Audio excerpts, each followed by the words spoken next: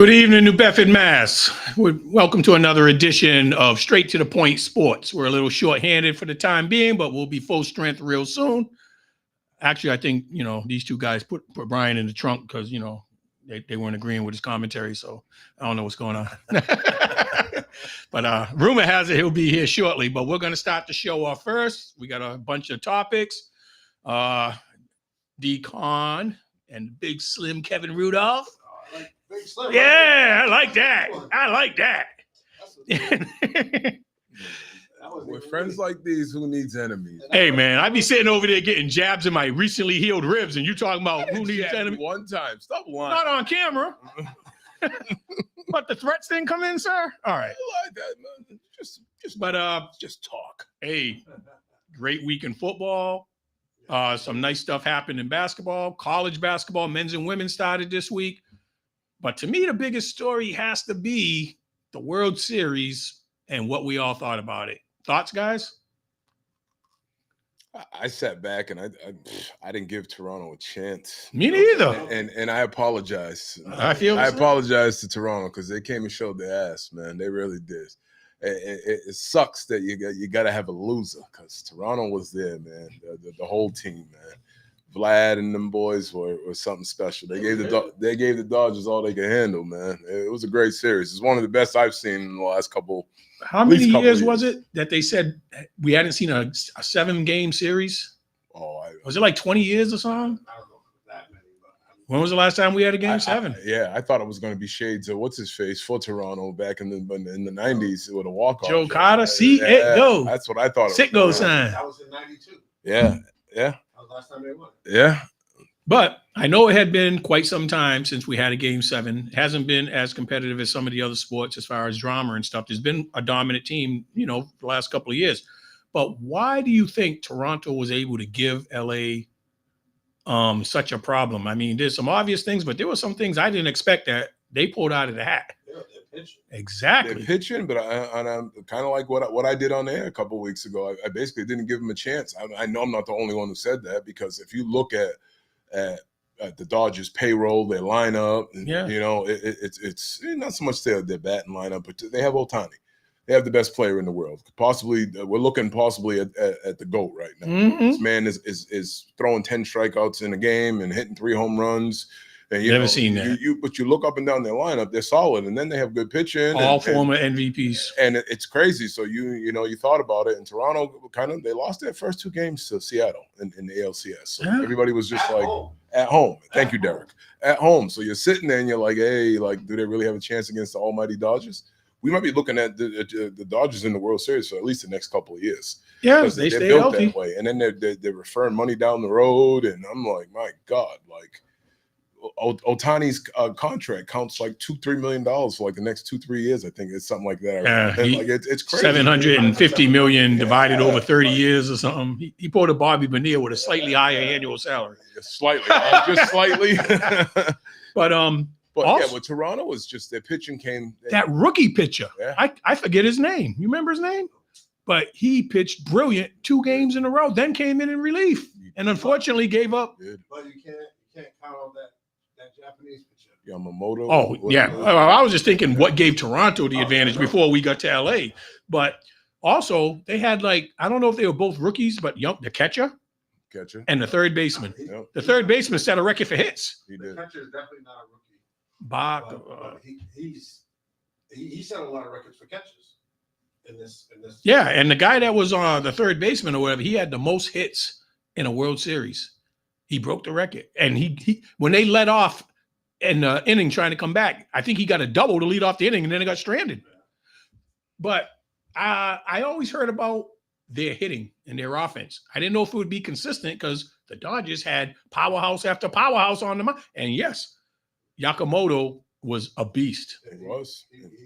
He got paid big money too. Yeah. He's worth it. Yeah.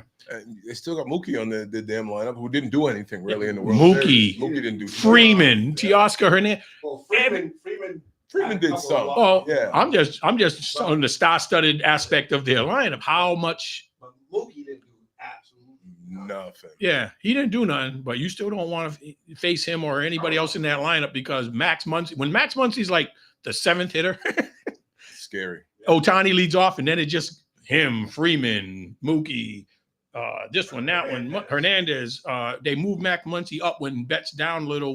But when you're built like that, you can overcome a slump by one or two guys. Like, Will Smith, unsung. Nasty. He's Yo. nasty, but you don't even hear about him on this team. Isn't it? He got 5 World Series in a row. He was with Texas, Atlanta, and then the Dodgers. The Dodgers won 2 in a row. This kid is nasty, but you don't hear about him on this team. He gets overshadowed. But hey, if I was winning like he's winning, he's the first person to have it's either 4 or 5 World Series in a row, but he played for 3 different teams again. That's crazy. So what led to the Dodgers pulling it out? Because to me, it wasn't looking good. Even Game 7, I was like, they the 3-run home run early. I was like, man, I don't know.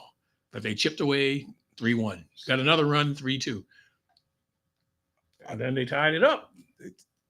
When he hit that home run, was it in the 11th, the 10th or the 11th? And then that's another thing. That's then, Game 7 that went extra innings. Yeah, and then Toronto came back, and what's his face let off with that double. And the guy that set the record. Vlad hit like a single. I was just like, wow, this game's about to be over. And then I think somebody got walked, and I was just like, wow. I know the moments got real tense. Strikeout. That's when they had that play at the plate. Yeah, he had the strikeout, and then they batted into a double play, and I was just like, wow. My thing is on that for that runner, you're charging hard. Yeah. When you slide feet first, you tend to slow up. Yeah, it slows down your momentum. If he slides head first, yep, he's safe. Yeah, he'll go right by the plate. All you gotta do is touch it on the way by. And they review it for interference too, wasn't it? Did they review it? Did they review it though? Was that the play? They reviewed it to see if he was out. Yeah. And it looked like the umps got it right. No, they definitely got it. Even before they even had the review, I was like, they got it right. So now, congratulations to both teams. I can't just say the Dodgers because I was so impressed. You made the comment. I was thinking, hate to see somebody lose in a situation like that. It was brutal. It's brutal. It was just, from a fan's point of view, I don't really get into baseball as much as the other sports, but the World Series had me watching every inning, I was like, oh. The World Series, the Stanley Cup. Like, I'm not a big hockey guy, but I don't like the regular seasons. I watch a lot of playoff games with hockey, and of course I watch the Stanley Cup. But with baseball, like I catch more games of baseball during the season, but sometimes like it just it's too long. It's boring at times. I get it, and I got good friends who are all over baseball. Baseball's like their favorite sport. Oh yeah. The Will Smith that you were thinking of, that one with Atlanta, Houston, and Texas. He was a relief pitcher. This Will Smith. That wasn't the catcher? No. Oh, I saw Will Smith. The catcher was for. They got 2 people named Will Smith on the same team? They both won three World Series championships. Oh, they both did. Damn. You sit over in the booth over there and do all the corrections now, okay? Huh? Nothing. But That's supposed to be your boy, but so the season's over, but something started tonight. 5:00, free agency. Once again, there's already a name being mentioned from Japan. Big home run hitter, but big strikeout risk too. But he's setting records for home runs over there, but he doesn't have the average of an Otani. He doesn't have the speed or the pitching, but he's not going to be limited because he's 25 years old. So he doesn't go in a restricted draft. He's available to everybody. You don't have to blind bid and all that stuff. But guess who he wants to go to? And I never knew why, because I forgot about the geography, but California is closer to Japan. So it's easier for Japan to stay involved, if they want to come to a game or whatever. Oh. But Japan's closer to LA, so they like that factor. And the Oriental fan base is top notch in LA. They have like one of the highest numbers of Oriental population. So he gets the support, the lifestyle's right there. I'm like, hey, we got that in Boston. We could put him right outside Chinatown or something like that. Hey, he'll still. And New York has a version of Chinatown that's bigger than ours. I was like, there's other places. Yeah, but you think about Chinatown, guys from Japan. Yeah, but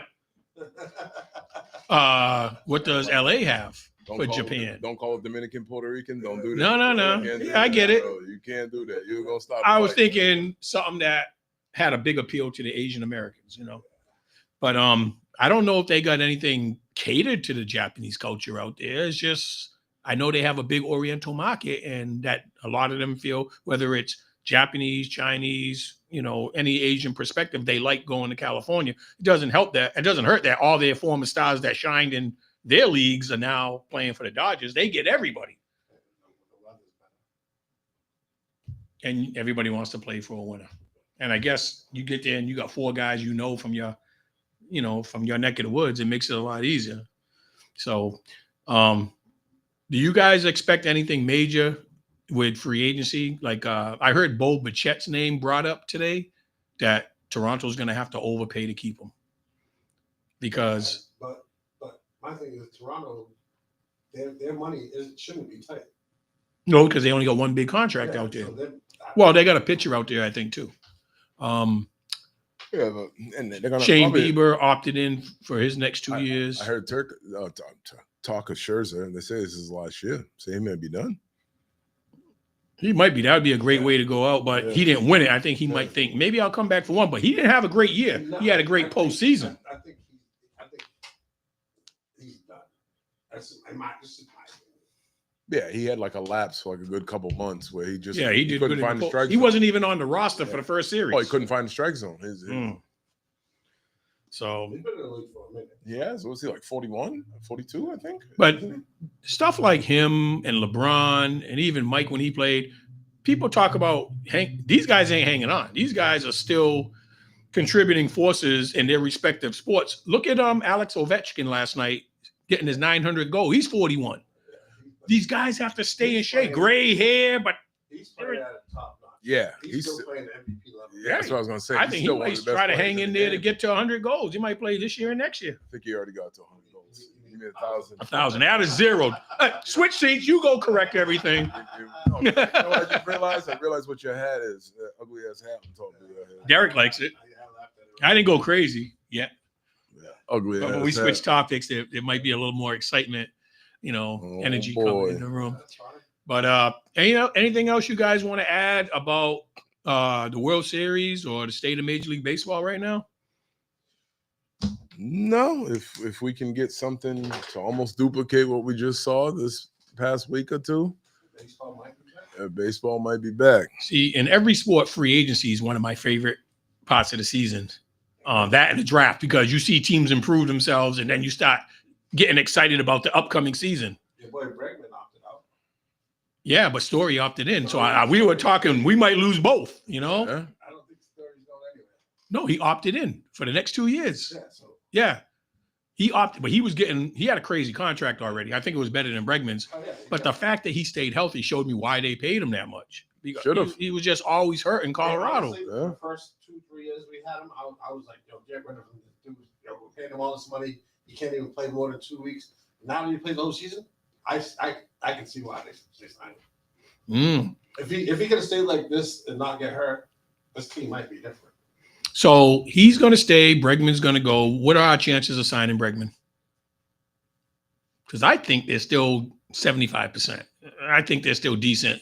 He's going to play the market now and say, okay, he didn't get many offers last year. That's why he ended up with us. I think he wants to go back to Houston. If Houston ponies up the money. Yeah, I understand that because that's where he spent his whole career. Yeah, I get it too, but I still think the Red Sox, I still think their name is in the hat. We got money if we want to keep him. I want them to go get that first base. Well, that was the next question. There's 2 first basemen that are on the hit list for the Red Sox. Notice how I didn't give a name. Well, I didn't give a name because I want one of them. Oh, yeah. Yeah, I mean, well, we know one of them is Schwarber, Yeah, you want and the other one's a New York Met until he leaves, Mr. Alonso.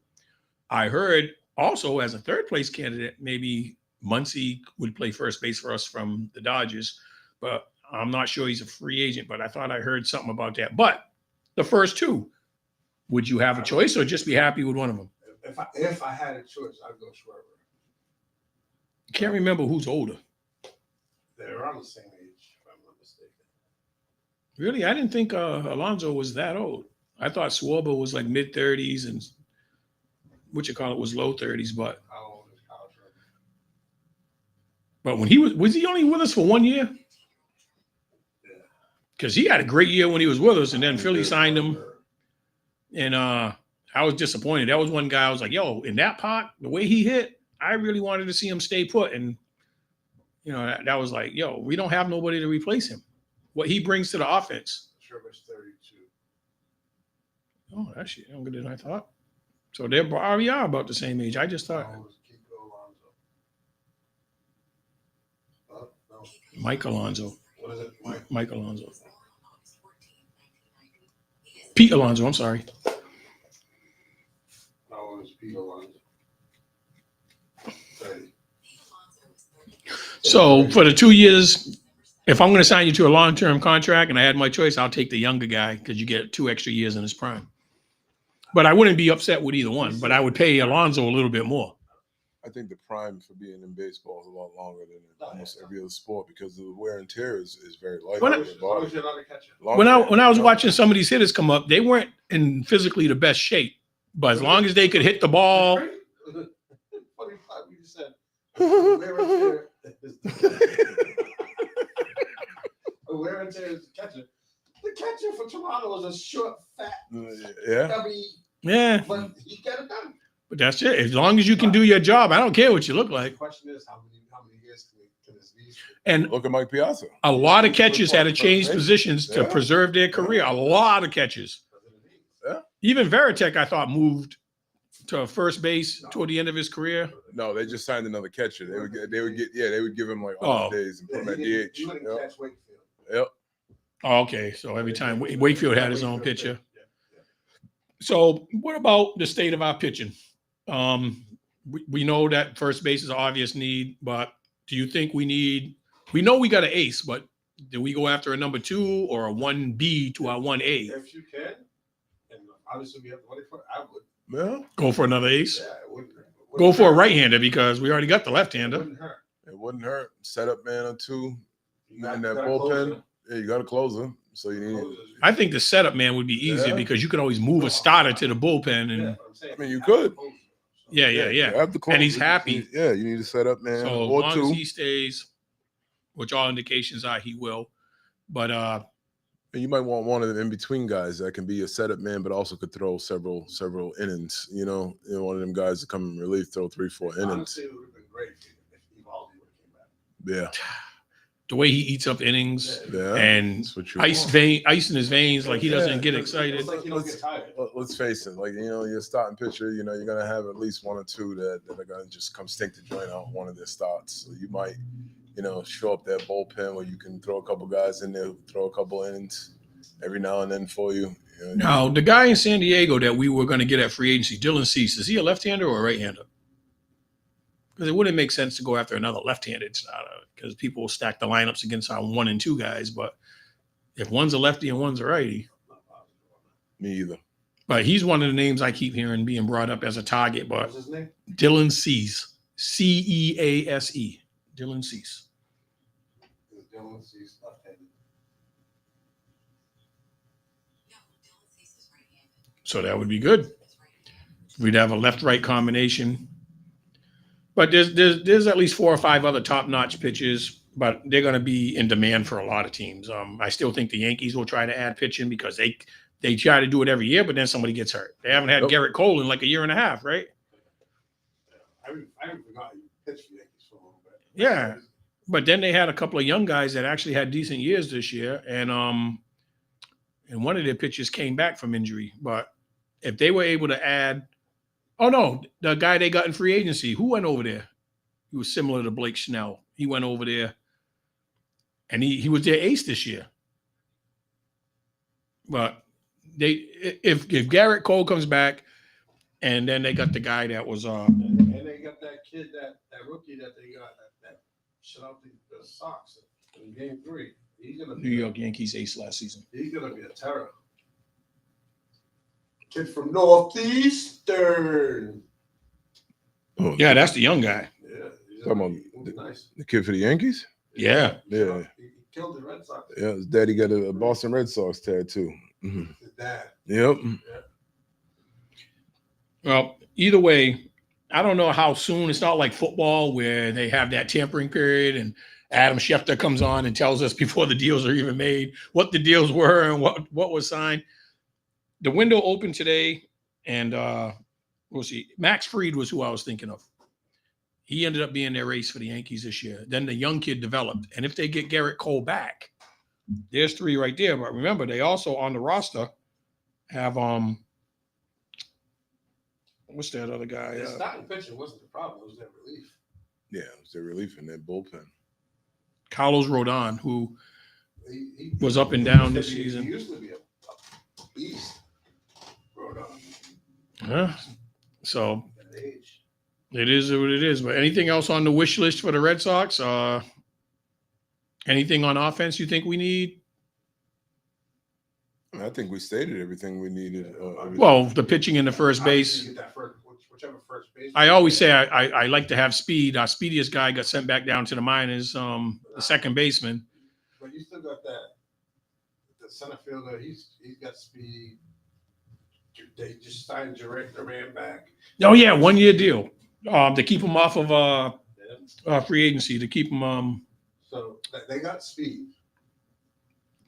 And I thought Durant, he didn't have the year he had the year before. I think he could have a bounce back year. The year before he lost that. Yeah. But I think that incident kind of messed with his head, and he wasn't able to, fully, buy into the season. He had those other distractions around him about the racist comments or whatever. But I think next year that'll give him enough time to, that'll be an old story and nobody will be bringing it up anymore. And, oh, man, it would be nice just to add one of those first basemen and get another solid pitcher. I know none of us thought the Red Sox would have the year they had. I think they surprised all of us. But now we expect them to be good next year. But to get over the top, I think they're going to have to make those additions. I think I had him in second or third place. Yeah. No, I thought this year was going to be a bust. I think I had him in third. Really surprised I was wrong. Behind. Actually, I had him in third. So I had the Yankees first. The Yankees in Toronto, and then the Red Sox. There's only 4 teams in there, right? It's in the Red Sox and then Tampa Bay. There's 5. Oh, Baltimore. What happened to them? They just fell off the face of the earth. All these young I dudes. think a lot of us had Baltimore coming in first or second. Yeah. They just fell off. I made a prediction. I think their pitching just let them that I down. read, it was Baltimore. When we did the baseball right before you came with us. Yeah, finally, after all them years of begging to get on the show, I finally made it. Well, I quit. It's your fault. I've invited you a lot of times. You just don't show up. It was that signing bonus he wanted. Yeah, Yeah. man. Back like in Little League when I played for the Redskins. Yeah. I don't get paid, I'm not playing. Yeah, that was just So I'm the it. coach. That top shelf tab and Lighthouse Tavern tab was kind of big. We weren't going to be able to cover it. Shit. Brian told me that it was a little bit away first. Oh, So when he transformed to Turn Big the cameras off Slim, real fast. when he transformed, oh man. He said we only had room for one big guy. Yeah. All right. That's probably it on baseball. Guys, option. You want to go to college basketball, men's or women's, or you want to go to NBA? Does it matter? I mean, we're going to get to them anyway. Doesn't matter to me. All right, let's just start off with college basketball. By then, we should be joined by our special guest. A special guest Our is special almost guest here. will be here. But let's go women's basketball first. Because I just think there's so many more teams that are capable of winning the championship in women's. The parity is better in women's, just like last year, than in men's. There's no clear-cut favorite, but there's a whole bunch of. I don't think there's any clear-cut favorite in the men's either. I mean, But I don't think they're not as top-heavy like 5 or 6 teams that could win it. I mean, in women's, I'm still going to be a homer and hope that UConn women can repeat, because if you look at the way they restocked the roster, yes, they lost Paige Beckers and But they got some- Chen, but the way they restocked, just for she's a beast, bro. Azzi Fudd's back, Sarah Strong's back, KK Ano's back, Ashlyn Shade is back, but then they got Wisconsin transfer, 6'4", big man, big woman, Sarah Williams, who was all conference for Wisconsin. she doesn't have to come in and be the focal point of the team. She just has to come in and rebound, score in the post, contribute what she can. There's so much talent around her. They also got fellow big, the girl from Egypt, 6'5", Jana El Alfi, who's only going to be a junior. 6'5". She had some injuries at the beginning of the year and never really got into a groove, but they didn't need her to do it because they had so much other talent. When you got a Paige Beckers who's capable of dominating, but you also got Fudd healthy this year, and then Sarah Strong as a freshman last year, I don't think none of us expected her to be that good.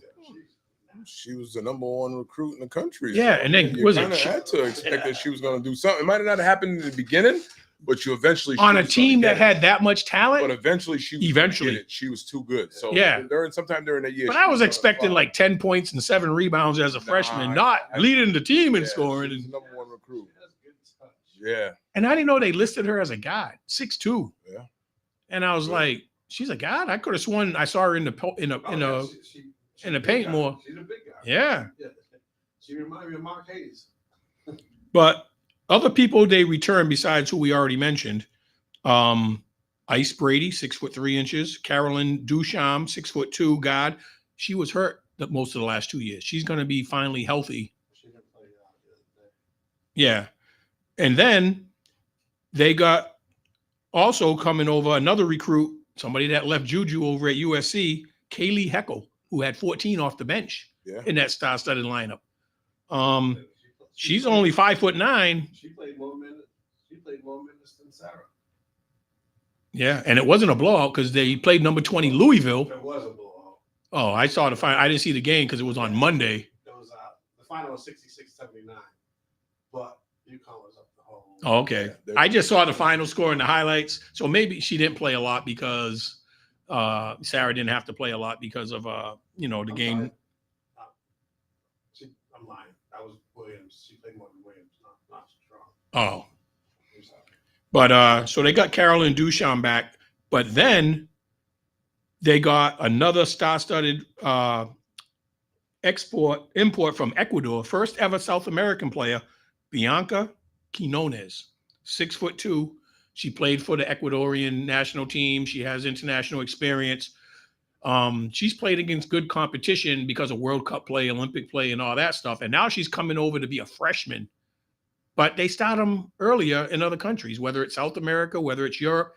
They start getting that. I mean, we saw it with Luka in the NBA. We saw it with a couple other players. Wemby. Not to nothing, but we got a local kid that played in Brazil professionally, but now he's playing. Oh, I didn't know he was playing professionally. That's what I heard. I know he's good, but I didn't know he played professionally. That's why they had a problem at first getting him eligible. That's from what I was told. I heard the same thing. I don't know how true it is or whatever, but I heard the kid's good. He's definitely legit. So going back to UConn's women, I'm looking at their roster with the people I named being 11 strong, because then their number 1 recruit, we didn't even mention yet, Khalees Fisher, a 5'9" point guard, and she's going to come off the bench. Mm-hmm. She can't break the lineup over there. But that's 11 people that any team in the country would love to have on there. Oh, yeah. Have on their roster. Ariema, he's reloaded. They went 90. Yeah. Yeah, because you said Duchamp didn't play. Yeah. So maybe she wasn't ready coming back from the injury or whatever, but she sat out. Yeah, but she's probably going to, because KK Arnold is definitely the point guard because she got the experience and she played a lot during critical time last year, integral to the success they had going to the championship. So she's only going to spell her. But KK Arnold, unless it's foul trouble, she's going to be on the floor. Ice Brady was somebody I thought was going to be better. I don't know if she was hurt too, because I know there was like 2 people, and Duchamp was one of them. I think Ice Brady was the other, but Ice Brady actually made it back last year.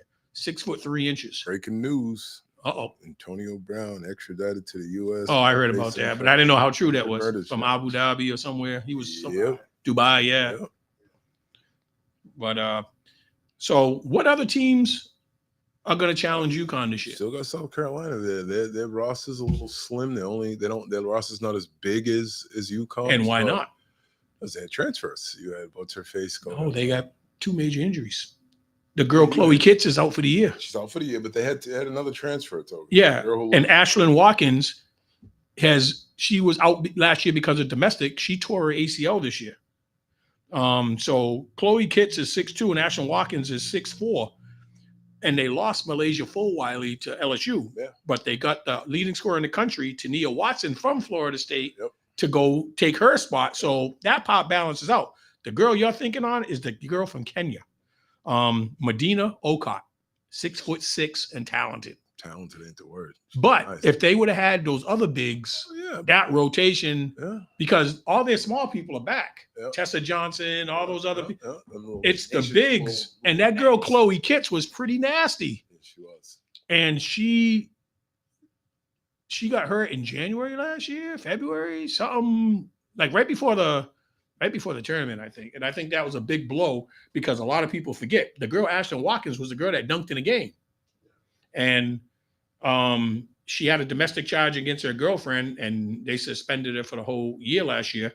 She came back this year, and she tore her ACL. So she's out again. So you can't to replay. But my thing is, that reminds me a lot of what UConn went through the last couple of years, and they were still good. Teams like UConn and UCLA and the coaches, shout out to Dawn Staley. Just, I'm not going to take nothing away from her. Like, Dawn Staley is South Carolina. What did I say? UCLA. I did? Yeah. You sure? Positive. All right. Well, because of USC, University of South Carolina. I'm like, that's who I'm looking at right now. I'm like, yo, when did we jump to UCLA? Yeah, because they're actually third. They're actually third in the country right now. I'm about to bring UCLA up. But I'm like, Yeah, when did but I was going to say, I think the only reason, I think it was going to be number one and number two between those two, and UCLA has kind of slid up, even though they suffered a major injury, but it was a freshman. And it was Lauren Betts, their best player's sister, who's supposed to be better than her. And that's the only reason Lauren Betts stayed, is because she never got to play with her sister because they were 4 or 5 years apart, but she had a medical red shirt. So now she gets a chance to play with her sister for 1 year, and her sister gets hurt. What are you going to say, Derek? Betts is nasty. Yeah, she is. I've seen her name at the top of a lot of potential early WNBA drafts, but everybody wants the reunited girlfriends to be together. And I was just like, you got to take the best player and what your team needs. They have no bigs in Dallas. And if Lauren Betts can score on the post, play defense, run the court, you can't teach 6'5", talented. You got to take the best player for your program. But depending on what type of year Fudd has, and if her and Betts stay healthy, we'll see what happens. But you said you like UCLA? I like them to give UConn a run. I don't think they'll beat them, but I think they'll give them a run. I thought they had a major person transfer out too, but I know they got a couple of high-end recruits that came in. That look pretty good. And USC got some high-powered recruits, but obviously they don't have Juju. Number one.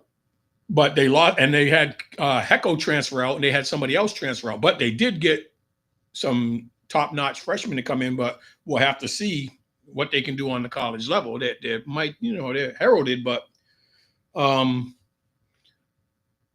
the number one player in in high school basketball last year went to Oklahoma. I'm trying to remember her name, the Spanish girl, but she scored like 4,000 points in her career or something like that. But Oklahoma was good last year before she got there. So I think they got Oklahoma ranked as like number 5 in the country this year.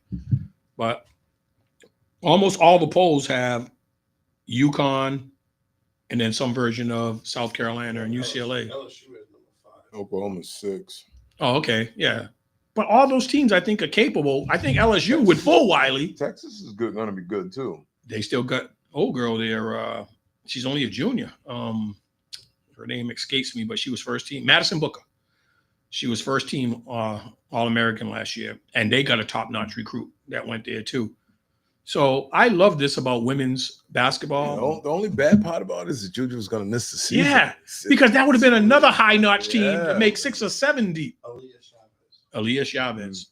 She was, I think she just sold out for the NIL deal, but it's not like Oklahoma sucks. But she's going to be able to go in there and shoot as much as she wants because she'll be the focal point as a freshman. But they're returning some good players. I remember they had 2 good players And I think Beers. UConn had to beat them.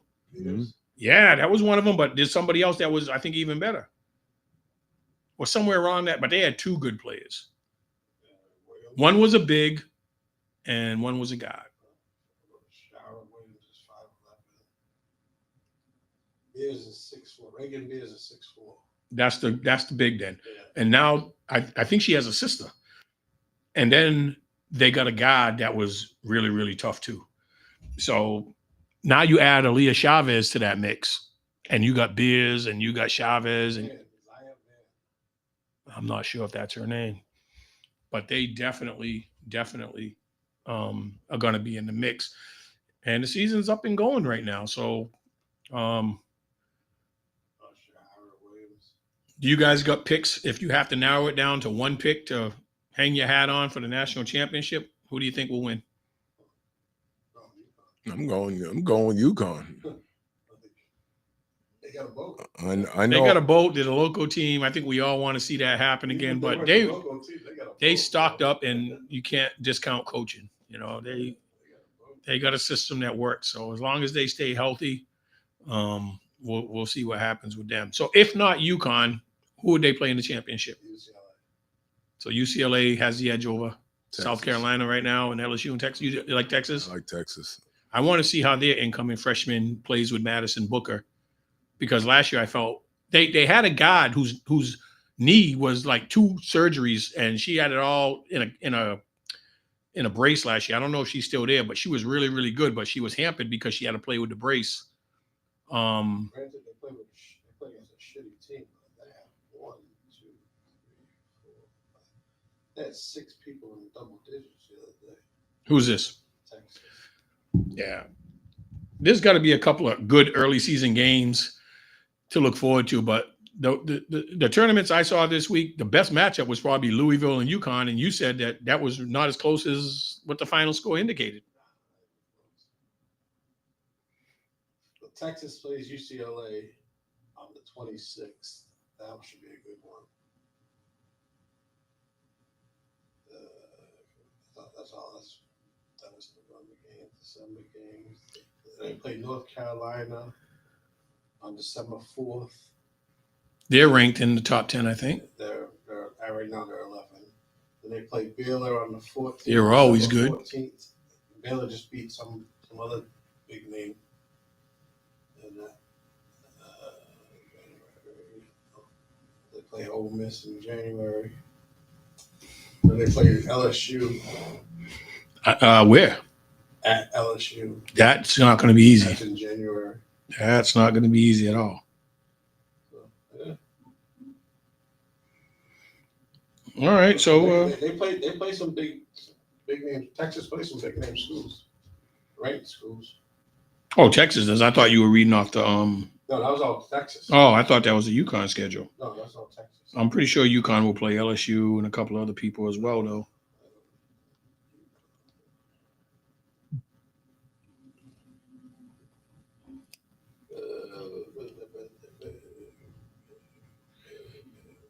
Well, They played them 13 Michigan on the 23rd, 21st.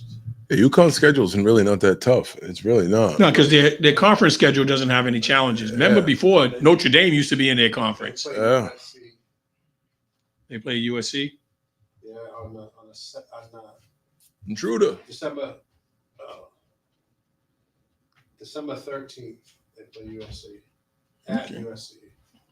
All right. Well, And then Probably gonna take a quick commercial yeah, we're break. gonna hit the commercials real quick. They play UConn. I mean, UConn plays Providence against this good iron. I want to get the fellas together and try to go see it. That's how New Year's Eve. It's on what? New Year's Eve. Are you serious? Yeah. The one time they Always come the bad locally, times, man. New Yeah. Year's Eve. That's Sons they of should pay us to go on that yeah, day. yeah. It's probably early in the day, so I'm lying. Yeah, New Year's Eve, 12:31. New Year's Eve. Yeah, what time is it at? Is it early in the afternoon? 3 p.m. That's not bad. yeah, you could be back by That's not 7. bad. Still do the, Yeah, still do the New Year's Eve thing. It's on a Wednesday, so that'll be cool. All right. So we talked about the World Series. We talked about women's college basketball. When we come back from commercial, I guess we can tackle men's and then get into football. Yes, sir. All right. So we'll be back in a few.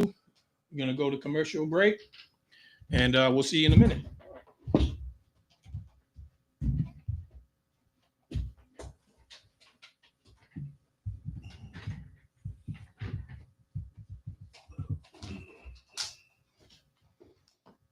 Ladies and gentlemen, may I have your attention, please? Yo, what's up? Baby, let's go! Old school R&B, hip hop, reggae, sports, talk shows, and a whole lot more. You're listening to the internet's hottest new radio station, WNV1 Radio, New Bedford, Massachusetts, home of the legendary Tavares and just a collection of some cool-ass, wonderful people.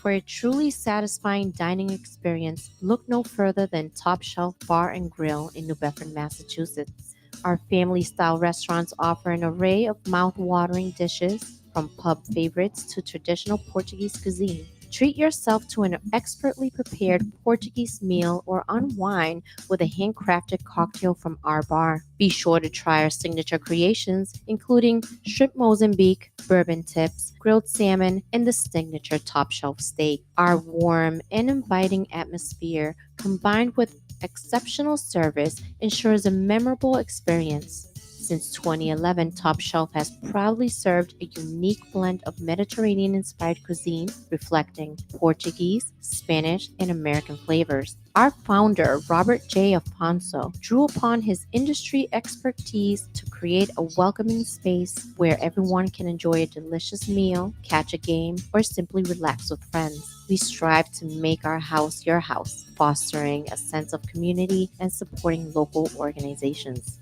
When you visit Top Shelf Bar and Grill, make sure to mention WNB1 Radio and enjoy your meal.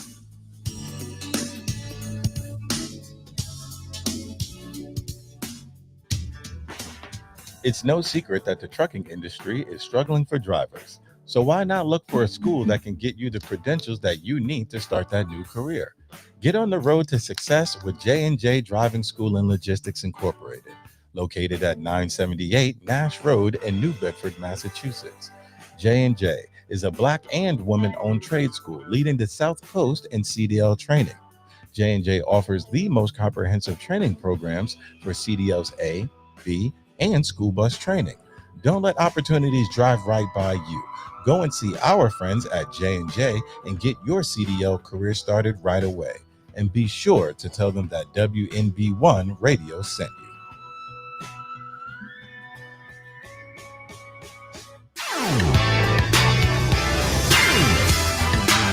Step into the warm embrace of the Lighthouse Tavern, a cozy, welcoming restaurant in the heart of New Bedford, Mass. Our family-friendly atmosphere is complemented by our dedication to serving delicious meals, refreshing drinks, and providing exceptional service that will make you feel right at home. Whether you are joining us for a casual dinner or a special occasion, our goal is to make you feel like part of the family. Visit us at 578 Brock Avenue, New Bedford, or call 508-742-6128 for reservations or takeout orders. And be sure to tell them that WNB1 Radio sent you.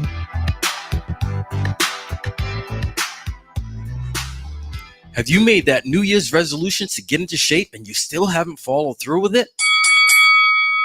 Then you need to join KO Gym. The champ is here! The champ is here! The champ is here!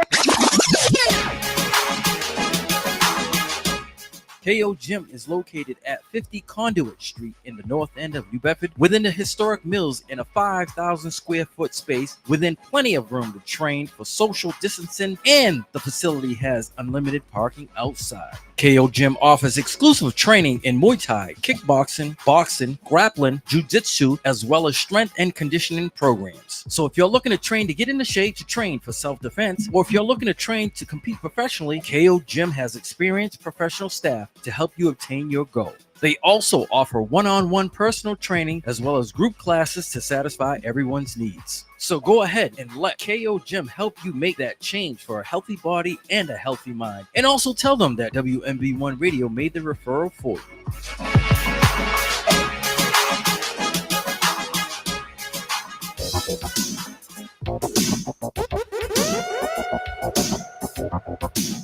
Tired of expensive phone and home internet bills with long-term contracts? Get ready for total freedom with unbeatable value. Total Wireless by Verizon is celebrating the grand opening of 2 new stores in Massachusetts. Join us on Monday, July 14th at 1843 Acushnet Avenue in New Bedford and Friday, August 1st at 5 Park Street in Attleboro. Switch to Total Wireless and get the power of Verizon's 5G network with no contracts and plans starting as low as $23 a month per line for 5 lines. It's time to make the switch and get a great deal on home internet, new phones, and tablets for the whole family. Don't miss the grand openings of Total Wireless by Verizon in New Bedford on July 14th and in Attleboro on August 1st. And be sure to tell them that WNB1 Radio sent you.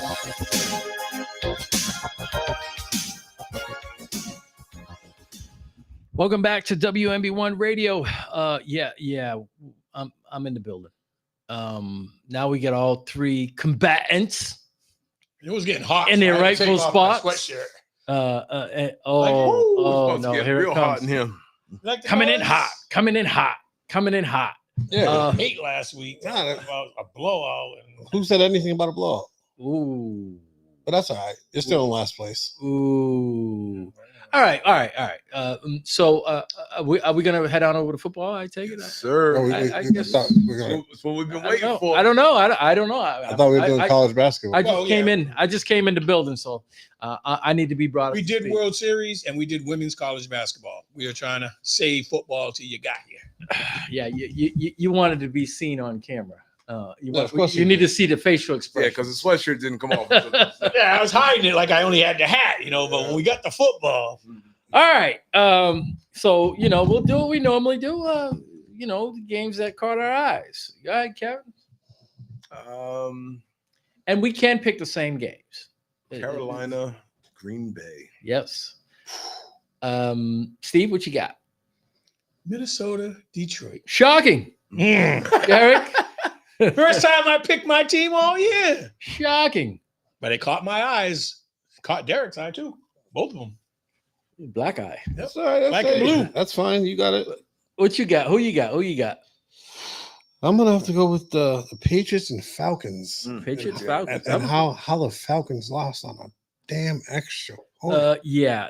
So the irony was the kicker that they had was once in the Patriots. He was once in the Patriots building. He also got cut by the Patriots. So he had a chance to maybe redeem himself and at least tie the game up and hope for, maybe overtime, kick the winner. No, he misses the extra point and they lose the game and he immediately gets cut after. Oh, you know what? I think I want to change that. I No, don't want too that. late. I don't want that game. I said there's like 3 other games. I want to go to that other one. What one? How the hell the Bengals lose that to the Bears? That was a great 47-42. I was going to pick we that know. game, but I had picked the Bengals last week. Yeah, but that game was like crazy. It was. If they could, in the least, you thought that they were just going to tie it up. Yeah. If they could tackle, I swear if I could go take off their costume, they would have had a star on their helmet. And honestly, they shouldn't even had a chance to tie it up. Yeah. No, it was. There was 3 guys that had a chance to tackle that one guy. Lovely. It was crazy. And they all want to put on the kill shot. Yep. And nobody tackled. For me, I'll go with the Colts Steelers. Colts Steelers. Surprise us in the wrong. Something. I was waiting for this. I was waiting for Daniel Jones to turn into Daniel Jones. But was it just one game? Well, no. This is the thing. There's going to come a point in time where that running game is going to get shut down. Well, I was going to say, how styles make fights. That's right. I don't even think they tried to run. Well, no, Yeah, he did. had 14 carries. Yeah, but here's the thing: he's leading the league. The Steelers' defensive line kind of subdued the Colts' offensive line. Yeah, styles make fights. Yes, they were just it was that okay. Perfect storm. So there was never a rhythm. No, it wasn't. They could never get in rhythm. Nope. So and number 2, they were always behind the chains. Yes. We talked about last week that they were on pace with the greatest show on turf because they didn't have to punt. They had to punt multiple times last week. Jones threw 3 picks. That Yeah. didn't help. So he threw But 3 picks. And another thing that he needs still threw for 342. Yeah, well, it was who cares yards. It's when you're down by multiple scores. 27-20 was the final. The game wasn't really as close as it appeared to be. Pittsburgh was in control from the kickoff to the it was a mercy touchdown. Yeah, at the end. score wasn't indicative. It wasn't of what indicative. That game was. So Daniel Jones, like I said, I was waiting for him to be the guy to win, for him to be the reason that they won, and this was the game. And I didn't see him perform, up to the standards that he's been playing at with the lead. Yeah, there's a difference when you're being chased. A big difference when you are chasing someone. Yeah. And he turned into the Daniel Jones of old. More importantly, I think he was, I kept flicking through back and forth through that game because Lord knows they only had one game on the early game, and that was the Patriots. So I kept going back and forth via my Fire Stick and Red Zone. But I had one eye on that game. We sacked 5 times, pressured. And when he was pressured, he did not respond well. He looked like the Daniel Jones happy feet. The Giants and just didn't look good. And he's pretty mobile, so you can't say he can't move. I mean, he couldn't escape. He couldn't step up. He couldn't do nothing. Like I said, there's a difference. Anyone can play ahead, but can you play from behind? That's the key for me. And this was the first year. It's a different paintbrush. That's right. This is the first game in which they trailed. They trailed one other game. They trailed one other game. Was it the Tampa Bay game, I think? No, it was the Denver game when they should have lost. Game? They should have lost the Denver game. Yeah, that's what it was, the Denver game. They should have lost that game, but this was the first game that they actually trailed wire to wire. This was the game. This was the ultimate game for them. But we'll see if he has 2 clunkers in a row. We'll see. But this is the thing: they weren't winning because Daniel Jones. They were winning more because it was a landslide of things. It was probably that running game. It was the running game. It was the special teams, the turnovers on defense, and then not to mention that. Listen, once the running game, I mean that. We always say running back is the quarterback's best friend, right? You're at the mercy when you can do play action, and especially that guy. He's been running at like 5.5 yards a clip, so it gets real easy. The play calling gets easy, everything gets easy. But like I said, playing from behind, that was for me.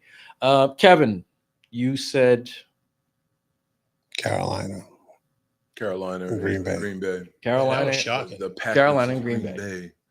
It's with me with the Packers, and I don't know. They started off like gangbusters. The addition of Micah Parsons, who had, I believe, one pressure, no sacks, no tackles, no nothing. And this is not a Cowboy Micah Parsons thing. It's because you got the other guy on the other side leading the league in sacks, from what I believe.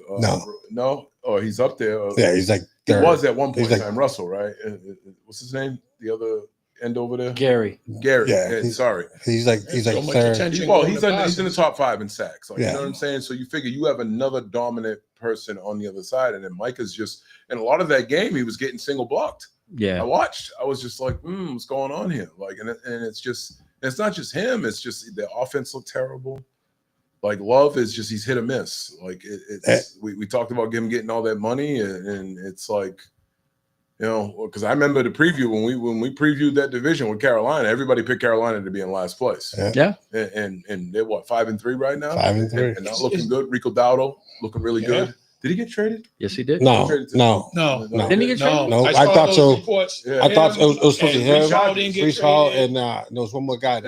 They were supposed to get traded, but I guess the teams that were trading I figured they would trade Chuba Hubbard. And they should have traded one of them. They should have traded one of them. They absolutely. And actually, get contract.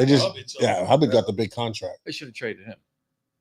But then again, he just he's just getting off injury. Yeah, it's very true. He's just getting off injury. But Rico Dotto's he's killing. He's killing it right now. You know, and it's just with Green Bay's tight end went down for the year. What's that last week? This week was that game. That Kraft 2 went down. fantasy leagues. Yeah. He was the number 1 rated tight end. He was their leading receiver. Yeah, and the number 1 rated this year in the NFL all together. Everybody, and the thing is they're still in first place in their division. I can't wait to see them get into the division and see what they can do. You know, and they're not at home. First game against Detroit. That's not a dig either. No, they got in our ass the first game. I want to see what they can do because it's like Carolina that good. In my eyes, it's like I remember when Carolina they played down to there. You remember a couple weeks ago, Carolina came to New England and got whooped. Yeah, they got whooped. It wasn't even a game. They got whooped by like almost 30 points. Carolina's not. You can say because when they played against Atlanta beat a good team. They played Atlanta. They shut them up 30-0. Yeah, it's like their defense is up and down. One day they shut out Atlanta, then they give up mad points to New England. Yeah, then they hold Green Bay's deep offense. I thought it was a combination between Green Bay's offense never getting on track and Carolina's defense having a good game that game. It was probably because it was only dumbass helmets. It was a low scoring game. Them dumbass helmets. Yeah. What's disturbing for me is Jordan Love, how he's inconsistent. He's just when you need him to play big, he's making those dumb mistakes. And it's been like that for a while. And this is what I'm talking about. There's no consistency. Yeah, he had that one good year. You get a contract, right? And the crazy about it, that one good year he had a good second half of the year. Yeah. Because the first half of the year, they turned it on at the end. But you get one good year, and then now it's like every 3 games he has a hiccup. And this is a game in which you were at home. You should have won. You should have won. That's another point I failed to make. They were at home. Yes, it's crazy. Yes, they were at home. For Green Bay, they had 2 costly turnovers. One in the red zone was one of the wide receivers fumbled. He fumbled that, I think, at like the 7-yard line or something like that. And then Jordan Love throwing a pick. You can't do that. I mean, if you're gonna be, everybody puts him up there and says, he's a top 10 quarterback. You have to, in key situations, especially at home, you have to take care of business. That's just one of those things. I don't know. They're up, they're down. You made mention of Micah Parsons. It's a head scratcher. When I saw that stat, one pressure, I'm like, what? No tackles? Where is that coming from? I watched a good portion of that game, and it's not like he was getting double teamed on every play because you really can't double team him because you let Gary on the other side run wild. And like I said, he's got like 8 or 9 sacks during the season. Micah Parsons got what, like 4 or 5? I don't even know if he got 5. He's got 5, I think. And it's just it's crazy to me. Like it's like this is supposed to be one of the premier pass rushers. He's up there with the Myles Garretts, the Watts. Like he's up there, and it's just like what's wild is we talk obviously you talk about him and you put him in that group of elite pass rushers. He doesn't even have a lot of so last year. Not a lot of sacks, but he had pressures. Yeah, the pressures. He didn't even have a lot of pressures. It's not even all about the sacks. It's just getting that quarterback off his rhythm. That's all it's about. It's not even necessarily getting the sack. It's getting him off his rhythm. He doesn't even have that this year. Yeah, doesn't have a lot of. He doesn't have. Throw his mechanics off. That's all you got to do. It's kind of like playing defensive basketball. You're not gonna always get a block shot. You just got to get that person off of their sweet spot, off of their rhythm, and it's the same thing with football. All right. So the sack lead is Burns with 11, Garrett with 10.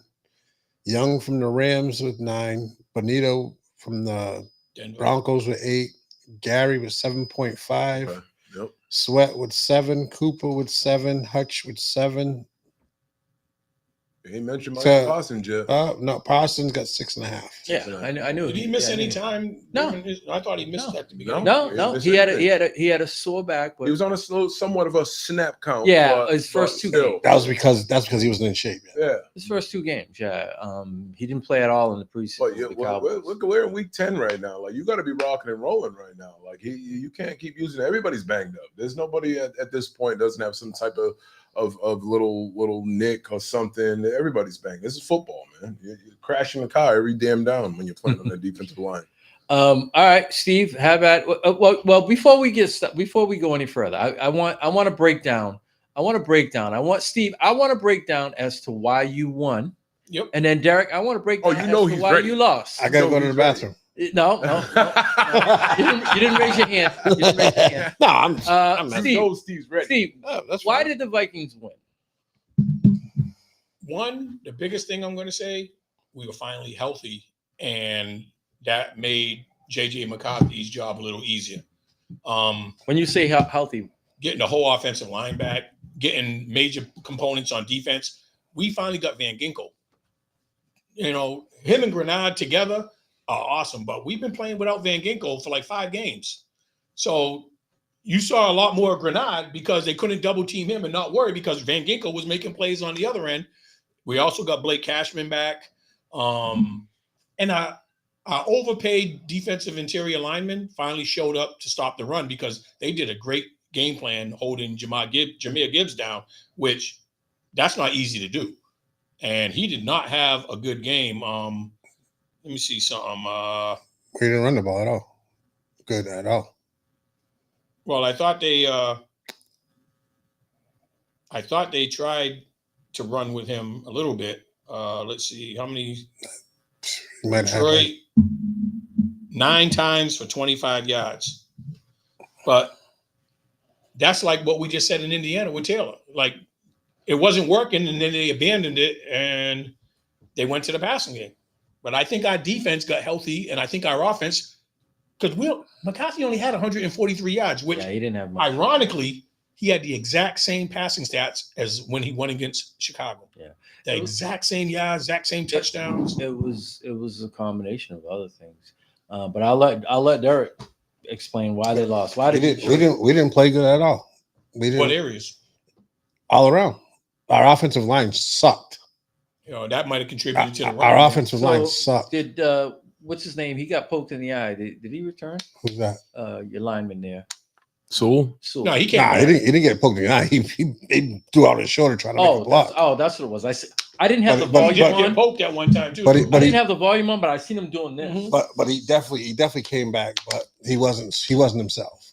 Is he gonna miss any time? He's still Well, he's not practicing, but he's off to the side working it out. They're not putting him on the IR or nothing. So we'll see what happens. So from what I was watching, I kept once again. I watched 5 minutes from one game, 5 minutes another game, and then I had the red zone on. But turnovers. Yeah, we had a big fumble. Yeah, that hurt. Yeah, when you that was poked out from behind. No, that was a great play. Yeah, but guess who made that play? I don't know. It doesn't matter. One of the guys that came back from being injured. But that's what I'm just saying. Oh, there we go. Yeah, well, Blake Cashman. No, but when you don't, veterans are thinking like that. Rookies might not. They're just happy to be out there. They're playing on adrenaline. The veterans seem to think, I'm going to try to cut his eyes in. No, because but my thing is he came around to make the tackle and he hit the ball. I don't think he tried to knock it out. But I thought it was a peanut punch. Like, no, it looked exactly like that. No, not at all. But it happens. I don't know. I kind of agree with Steve. I thought he was going for the ball. Everybody's going for the tackle. To do that now. He was going for the tackle. That's all right. No, Derek Carr. Hey.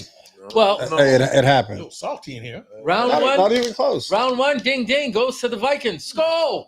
That's fine. That's fine. Hey, round 2, the Vikings are still in last place. Skol. Yeah, that's true. We knew that was going to come. Yeah, right. Hey, listen. You know the good thing that happened for the Vikings was they gained games on both of the teams that were in front of them. Yeah, everybody in the division. So, Chicago came back. And look at the Bears.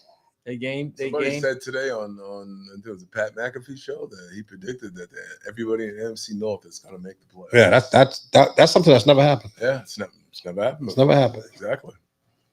I would tend to say no because they're going to beat up on each other. That's right. And there's going to be other teams that are gonna ascend. One team is going to be asked out. And we got a tough AFC division to play.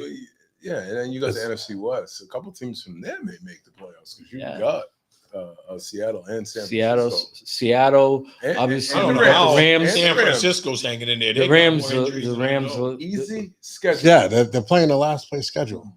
Yeah, it just seems like everybody who's worth something is hurt on that squad. Except CMC. Yeah, he's a candidate, and he's big. Saying Brock Purdy might play this week.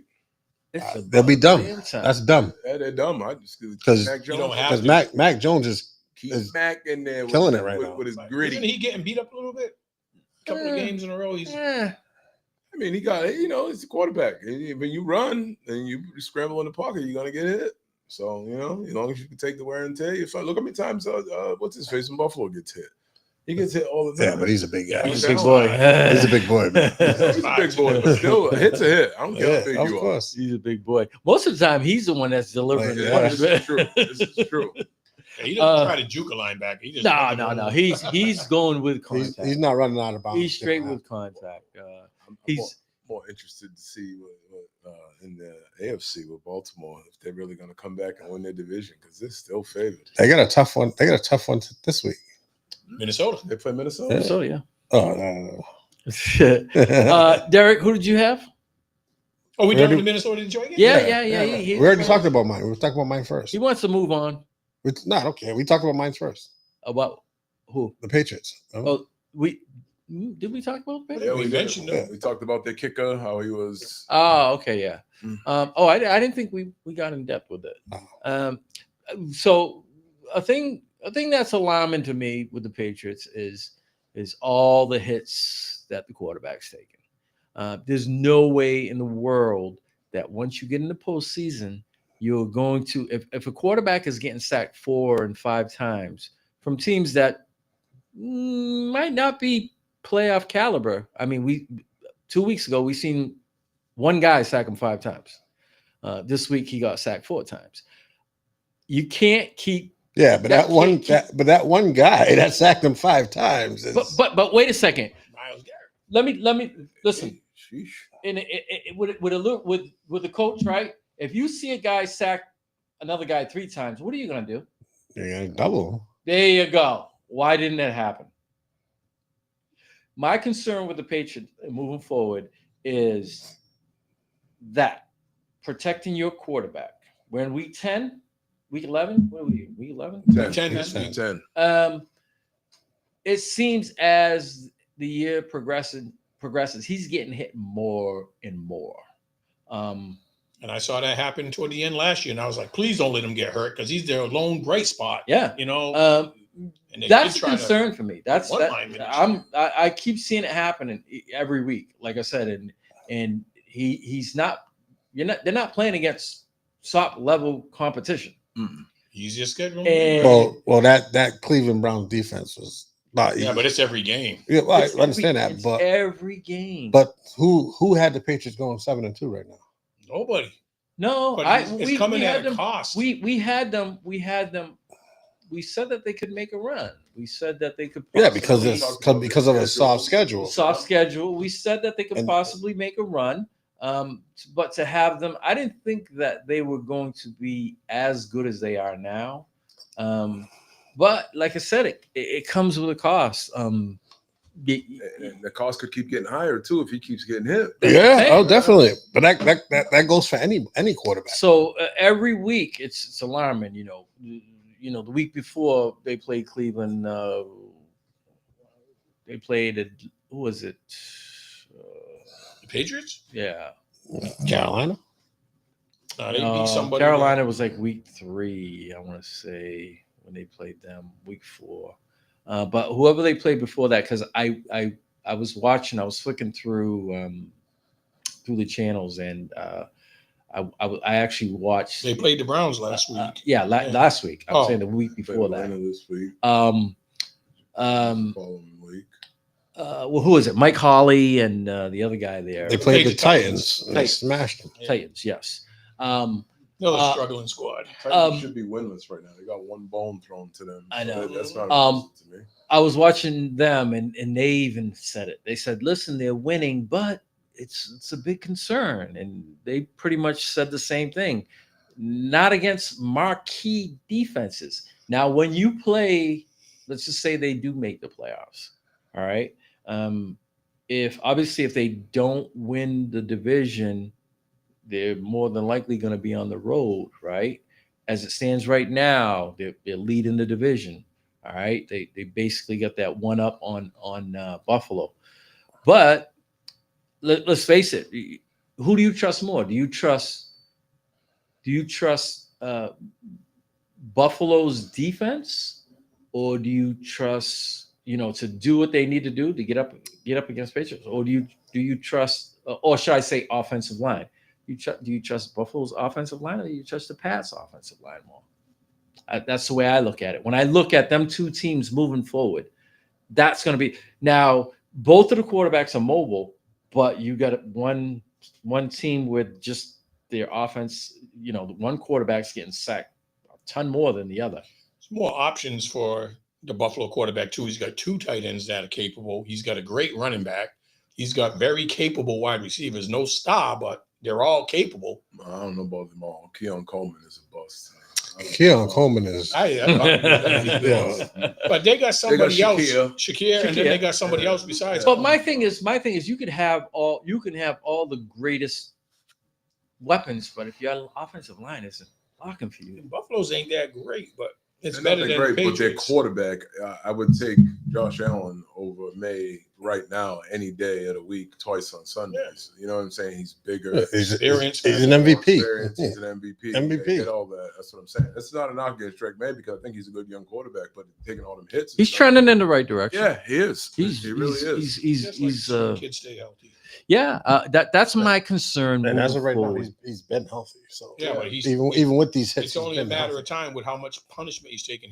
I saw that happen the end of last year. They did the right thing because there was talk they were going to take Tatoria McMillan, and I was like, that would have been good, but he would have got killed if they didn't have that rookie from LSU. But he's only one guy.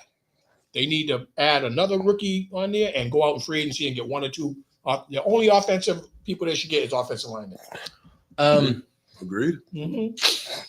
Were there any other games that? You mentioned Josh Allen, the Chiefs and Buffalo, Buffalo and KC. It's not a shock though. Yeah, we touched on it last week. Not a shock. Say that we always regular season. Regular season. Josh The Allen last owns 4 regular years, season. they beat the Chiefs. Just can't But beat them when it counts. The kicker is. So, did you see that stat that they gave at the beginning of the game? The last 9 games, they are only separated by 1 point with 1 victory. That's crazy. That's bananas. Yeah, it is. Last 9 games, 1 point,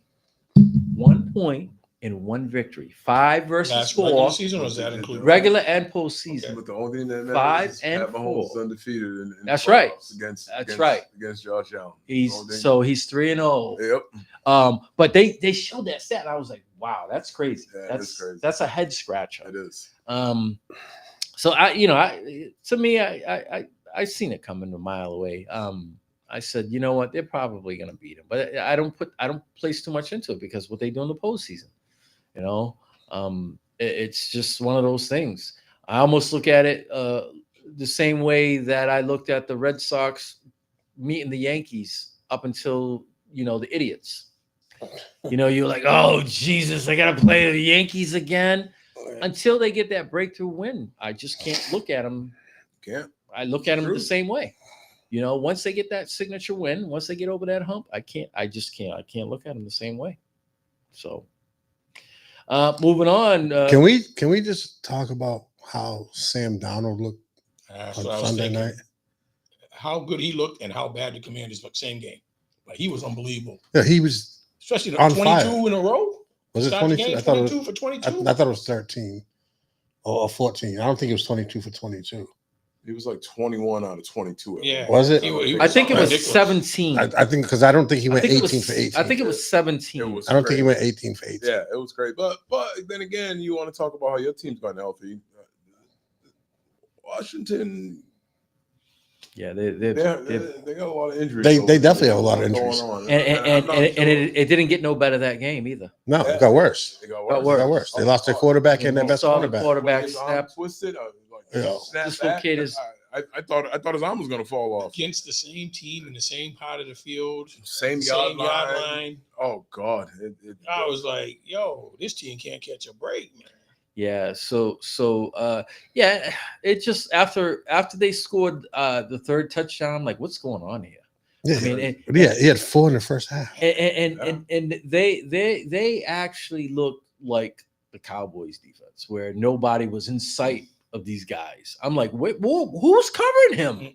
Who's covering him? Everybody knows who their number one is, and he gets 138 yards and 9 receptions on him, and they didn't even have to pass. Yeah, they had a bum score 2 touchdowns. So my thing was, why was Daniels in the game when you're down? When you're at 38 points. Yeah. Why? And he's just coming back from injury. 38-7, you got him in the game. I don't.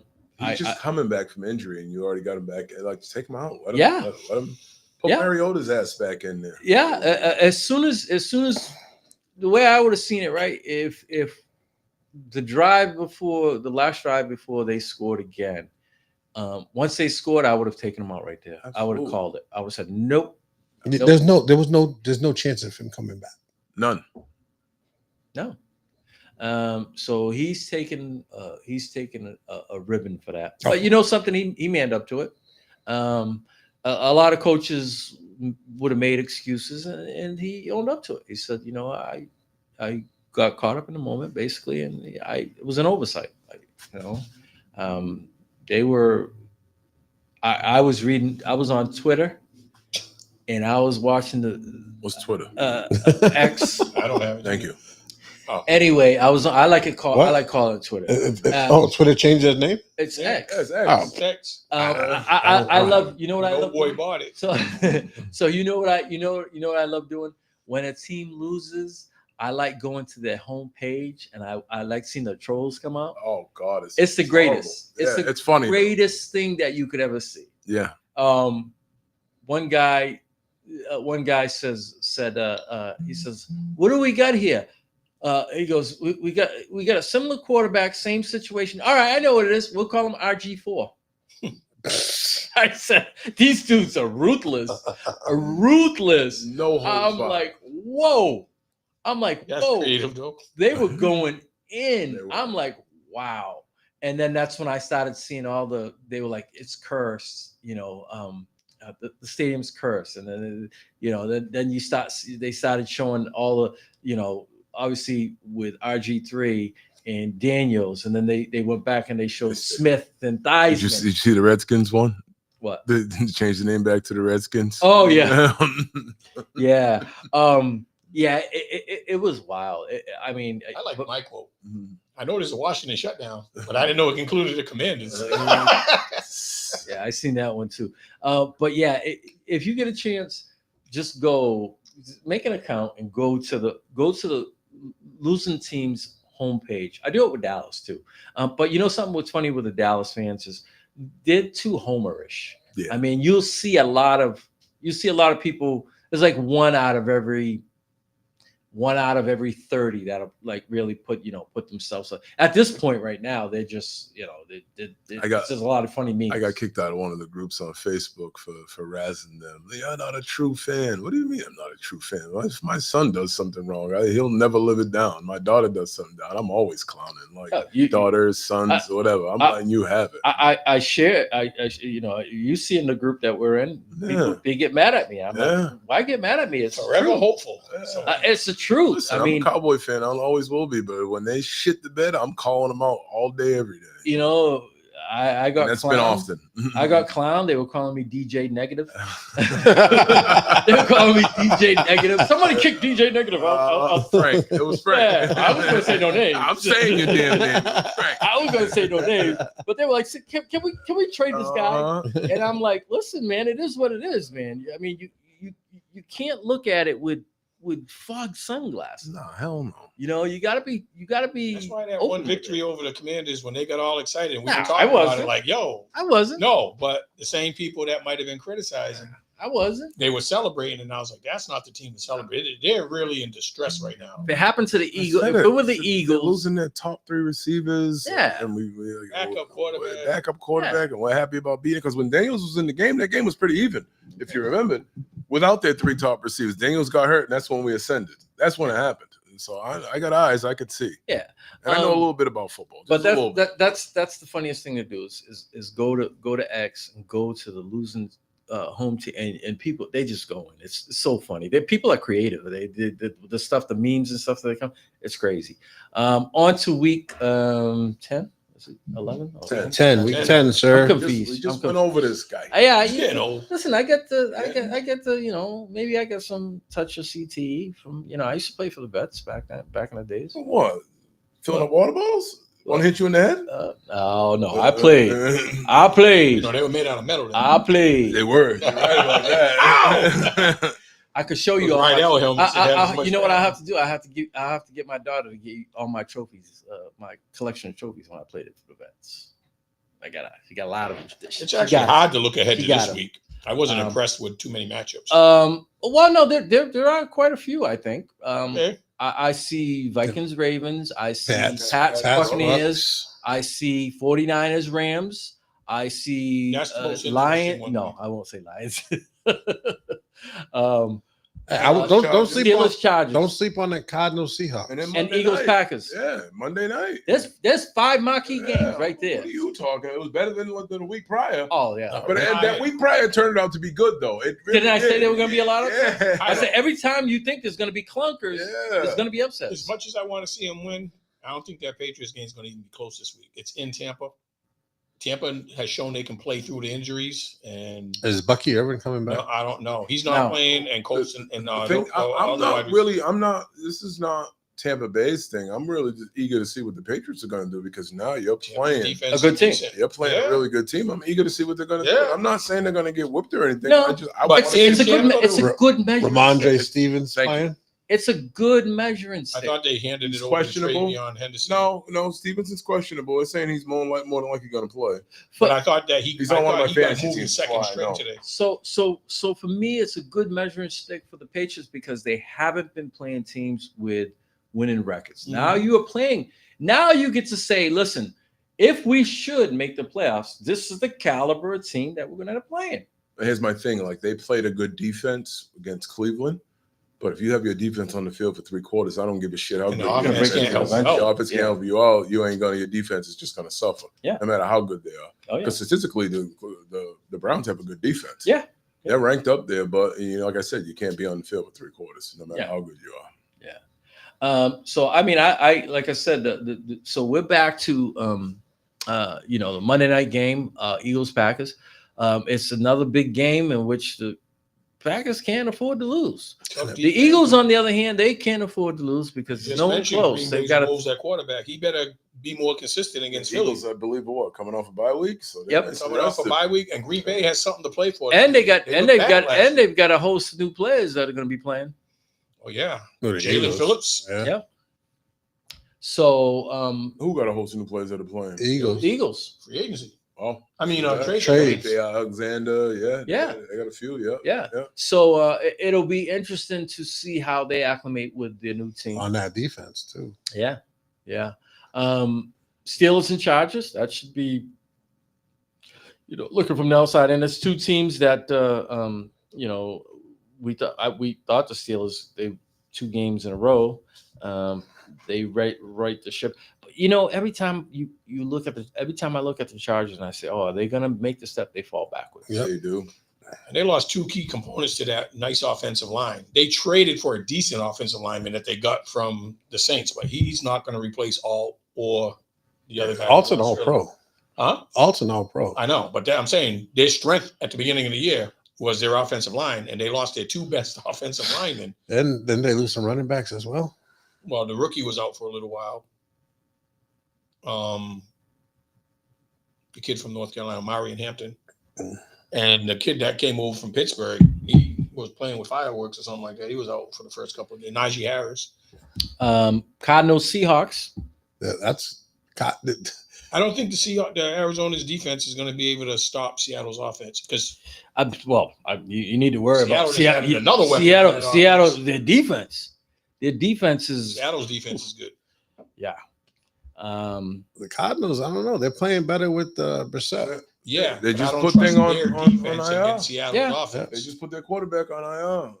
Because that'd be the smart thing to do. Brissett's getting them wins. Oh, anybody's going to get a win against. That's not their draft potential. Brissett looks better against anybody else. Well, no. But he's playing. He's played better games. It's not just the Cowboys. So if you look at it, right, and all their losses. So I brought this up last week. And all the. They had like they're winning. They were leading a lot of them. 4 games, a combined 14 points total. It's crazy. Lost by. All right. And you got to remember, had what's his name? The running back didn't do that. DeMarco, play. DeMarco, that was whatever. a win. Yeah. That was a win. True. Very true. They had a lot of bonehead plays. In leading up to it, but I think it's one of those games. You look at it and you're like, that's gonna be a tough game. I think it is. I think it's gonna be a tough game. I don't think it's gonna. You're gonna see, just a walk in the park. Who else do we got? Rams 49ers. That game I like. I just wish the 49ers were a little healthier, but the Rams Puka's back. I was just going to say the Rams are a total different. They're getting healthier. Puka, he's just a different breed, man. Mm-hmm. Big, strong, and fast. The boy is crazy. And what's crazy, you had Stafford throw 5-4 the last 2 games. Yeah, overseas he threw 5. 5-4, 9 touchdowns in the last 2 games. He threw what, 3 of them to the Dreadhead. Devontae Adams. Yeah. So that should be a good game. So I don't know if you guys have been watching in the power rankings. The Rams are pretty much on top of a lot of power rankings. Oh yeah.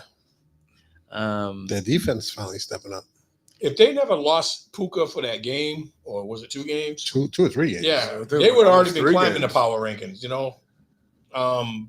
He adds another element to their team. Yeah, that defense is so underrated. Just having Devontae Adams on the other side is crazy. Like people don't realize, like, Devontae Adams might not catch 9-10 passes a game. It's just what he does. It's just him on the other side. That's right. You can't. And just a mere threat to do it when dude was out. He catches touchdowns. That's what he does. Just a mere threat. He's got 111. And he's a big receiver. He's got 111 career touchdowns. He catches touchdowns. I know. Ravens, Vikings. Where's that at? Not discouraged. That's in Minnesota. But I feel like we're catching Baltimore when Lamar's back, and they made some interesting trades. Yeah. Mm-hmm. So I think Baltimore might stop. They revamped turning it around now. They grabbed a couple defensive linemen. So they revamped. So and that was their weak point. I thought we would have been able to score all over them, and now I'm like, damn. If you blitzed them like you blitzed us, I think you'd be all right. So you're comparing golf. I'm just saying, with scrambling ability. Are you kidding me? It's not. It had nothing to do with scrambling ability. If you're getting blitzed, you're getting blitzed. I don't think Lamar wants to run no more because of the injury factor. He doesn't. He's not going to try to run. Lamar in the pocket and have him running. Yeah. So my thing is, if you play with the lead, and then you have some zone blitzes, I'll take that. Oh, yeah, absolutely. I ain't going cover 0. No, and guys with their back turned because he'll have a field. When they blitzed, they didn't blitz cover 0. They were blitzing it through his zone. Yeah, you don't sound too sure about that. What? You don't sound too sure about that. I don't know whether I sound sure or not. That's what happened. That's his team. That's my team, man. And another element that scares me about that, when we talk about Derrick Henry, last game was the only game 2 defensive interior linemen actually, did something against the run. If they don't play like they did last week, and we don't get out to a lead, and Derrick Henry is going up the middle, that's going to hurt us because now it's going to be ball control, the long sustained drives. I'm worried about that because Hargrave and the other defensive lineman we got, Jonathan Allen, they have not lived up to the hype this year. Last game was the best they played. It just happened to be against Jameer Gibbs in Detroit. But the other rest of the games, they've been like, Swiss cheese. So if Baltimore is smart, I would test that interior line at the beginning and just see if they can stop Henry. Well, you're going to see, a dose. I mean, they're at their best when pass rush for us is our best thing. They're at their best when they got that diesel guy going. Right. I would try to establish him early. Honestly, besides him, I honestly with them, I would go a lot of double tight with Likely and they can both hurt you. And Likely's not Mr. Drop a lot. Yeah, he's been killing it lately. Andrews, yeah, he's been killing it. He is, but I think that double tight end, like it's hard for cornerback, safety, even some linebackers to cover both of them. Likely's a big dude, and he can. And then you got what's the speedster over there? What's the receiver there? What the hell's his name? Flowers, and then they got what's his face too, reliable over there too. And Bateman's been playing Hopkins. Well. They still have Hopkins over there too.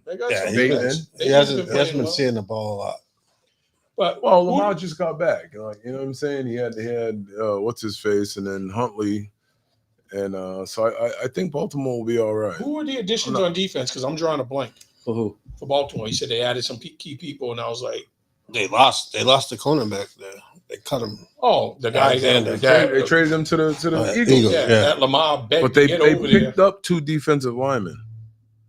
I'm trying to remember who they got because I was like, I don't remember them making significant moves. Who? Baltimore in the trade deadline.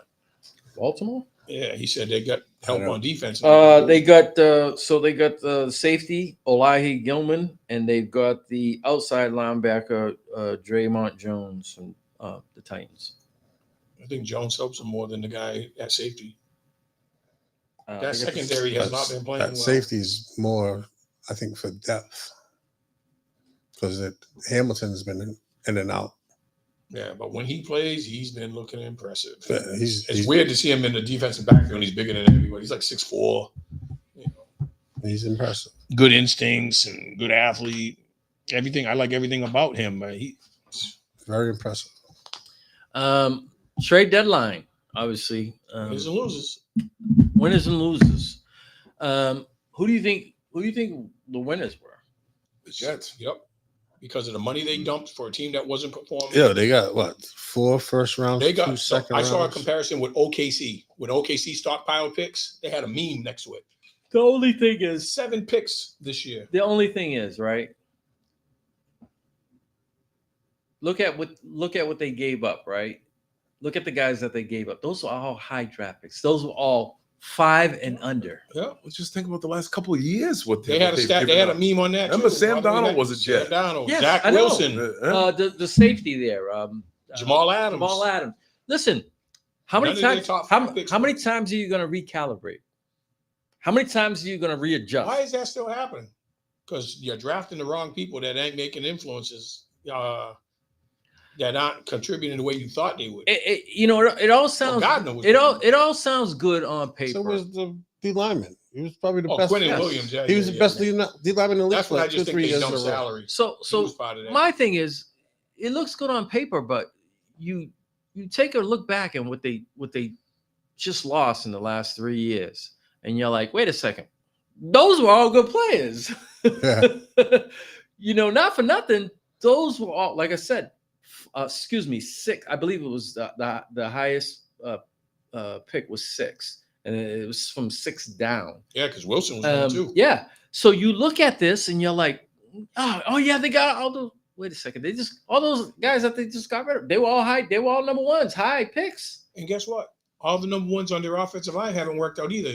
They drafted like 4 offensive linemen, and Mekhi Becton's gone, and somebody else is always hurt. And they got rid of a lot of them. I'm gonna say the winner for me is, I hate to say it because they reside in my division, but with the Eagles.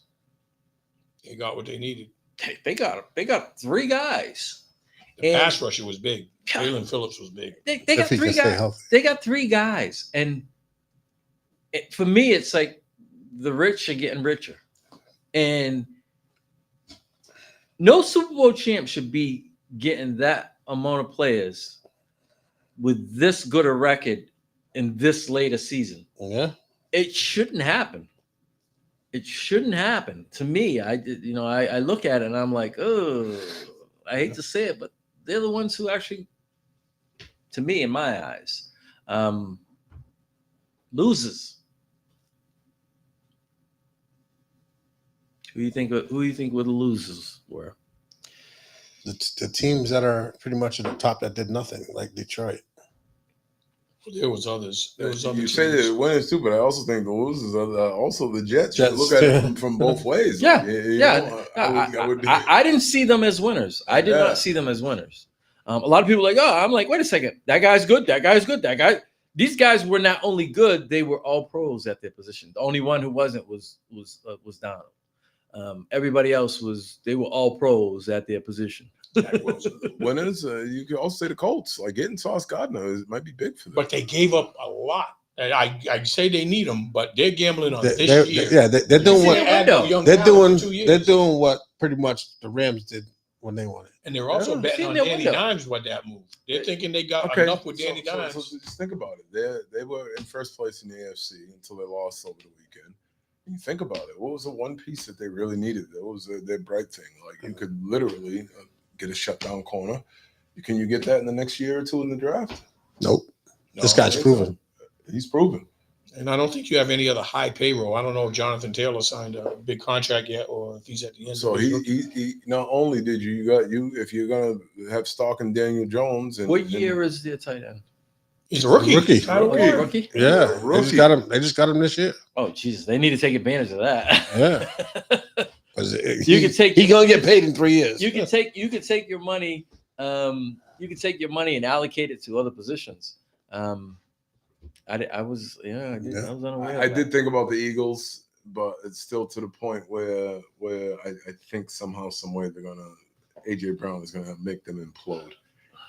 They kept him. I thought they were gonna get rid of him. I thought they were gonna get rid of him too, especially with the resurgence of Devontae Smith. Did you see their interview? I think it was their general manager. They said, "You want to win?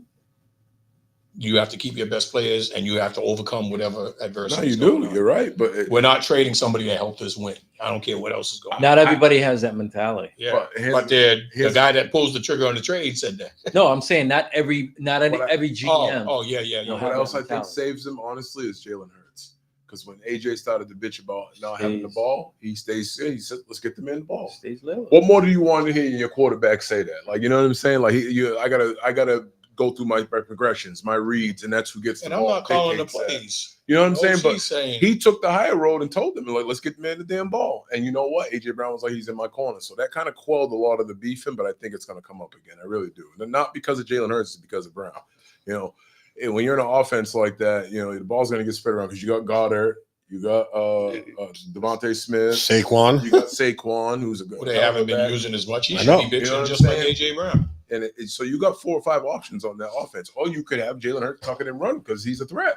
Yeah. So, you know, if your offense is rolling, no matter who's scoring and you're winning should cure all, but it doesn't. When your quarterback scores more touchdowns than your superstar running back. Push. Why'd you pay him all that money if you're not going to use him? At least break it up. But I have another winner and another loser. What do you guys think about Pittsburgh not making a move? I think they're cash strapped for a receiver. They're strapped. And that led to what I thought was a great move because they should have gone after, who was it that went to Seattle? Was it Jacoby Myers? Yeah, no. It was somebody good. The kid from the Saints, Shaheed. Oh, Yeah, Shaheed. Yep. Now you're going to add him with Smith Enigma? Where did Jacoby Myers go? Hold on, I'll tell you. He went to Jacksonville. Yeah. Because Ryan's fantasy guys hurt for a while. He's on injured reserve. Yeah. Travis Hunter. And Brian Thomas has had the drops this year. I don't know what happened to him. Yeah, he got hurt. I actually think that was a good move for Jacksonville. Yeah. Get But Jacoby Myers is going to help them. And if Hunter comes back in the fold this year and they got those 3, if Jacksonville stays close, because I think their schedule lightens up a little. They're not bad. They're really not. They're not bad. They got so ETN is a killer. So they got they got the cornerback from the Browns, Newsom. Yeah, they got him a while ago. And they also got defensive end, Joe Tyrone Shoyi, or whatever, however you say his name. Can you remember a trade deadline like that? It was just every 2 seconds Adam Schefter was breaking in something. And I think I was driving, so I was like, I'm watching you guys put the updates up. And I'm like, what the hell is going on? And then I saw the Brees Hall and the other running Yeah, back, you know, the funny. I was watching the trade show. Yeah, yeah. I was here. I once you started posting it, I was like, what am I doing? I can watch it on the app, on the laptop. So I pulled it up on the app, and I started watching it. But yeah, he was. It was funny watching him. He's on the table. He takes off, comes back. He's in the car on the way to the studio. Yeah, with all kinds of fun. I gotta take this. Hold on. But hey, listen, he's the NFL insider guru. That's why I don't even with all these reports coming out and stuff, I don't even entertain them. If it doesn't have his name on it, then I'll search it. That was just like in the NBA. Woj was the man. Now Shani is the guy.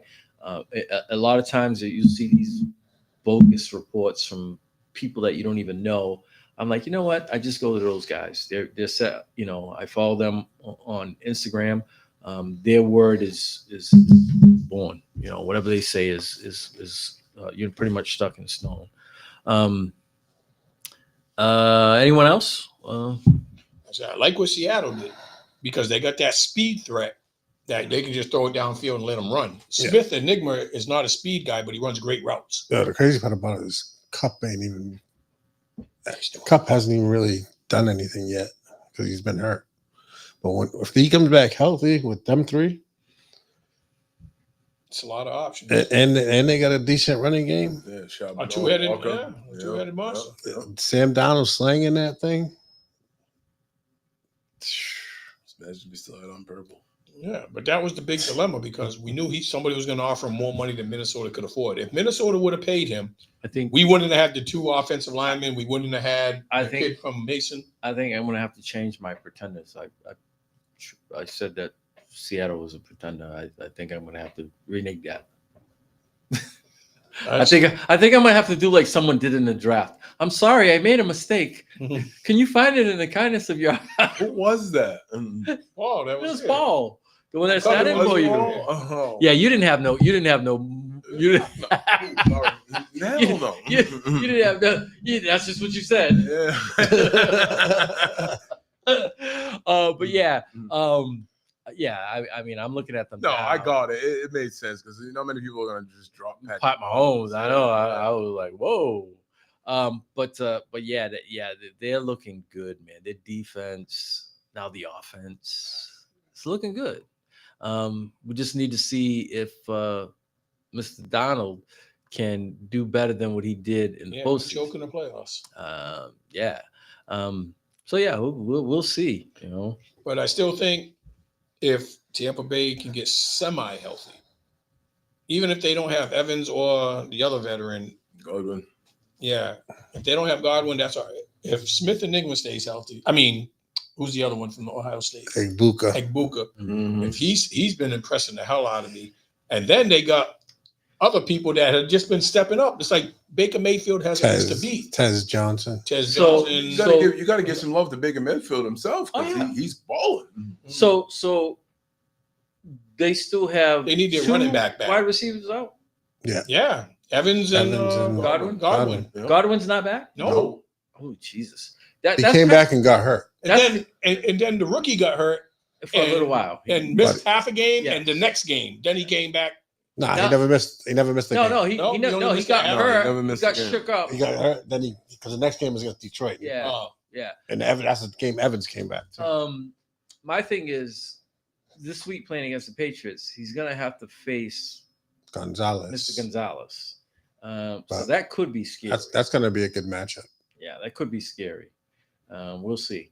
Not having all your bullets in your gun, could, and it's wild because not having Bucky Irvin, even though it's wild because Rashad White's doing all right. It's wild because what I'm seeing out of the current coach, he is kind of emulating what the prior coach used to do.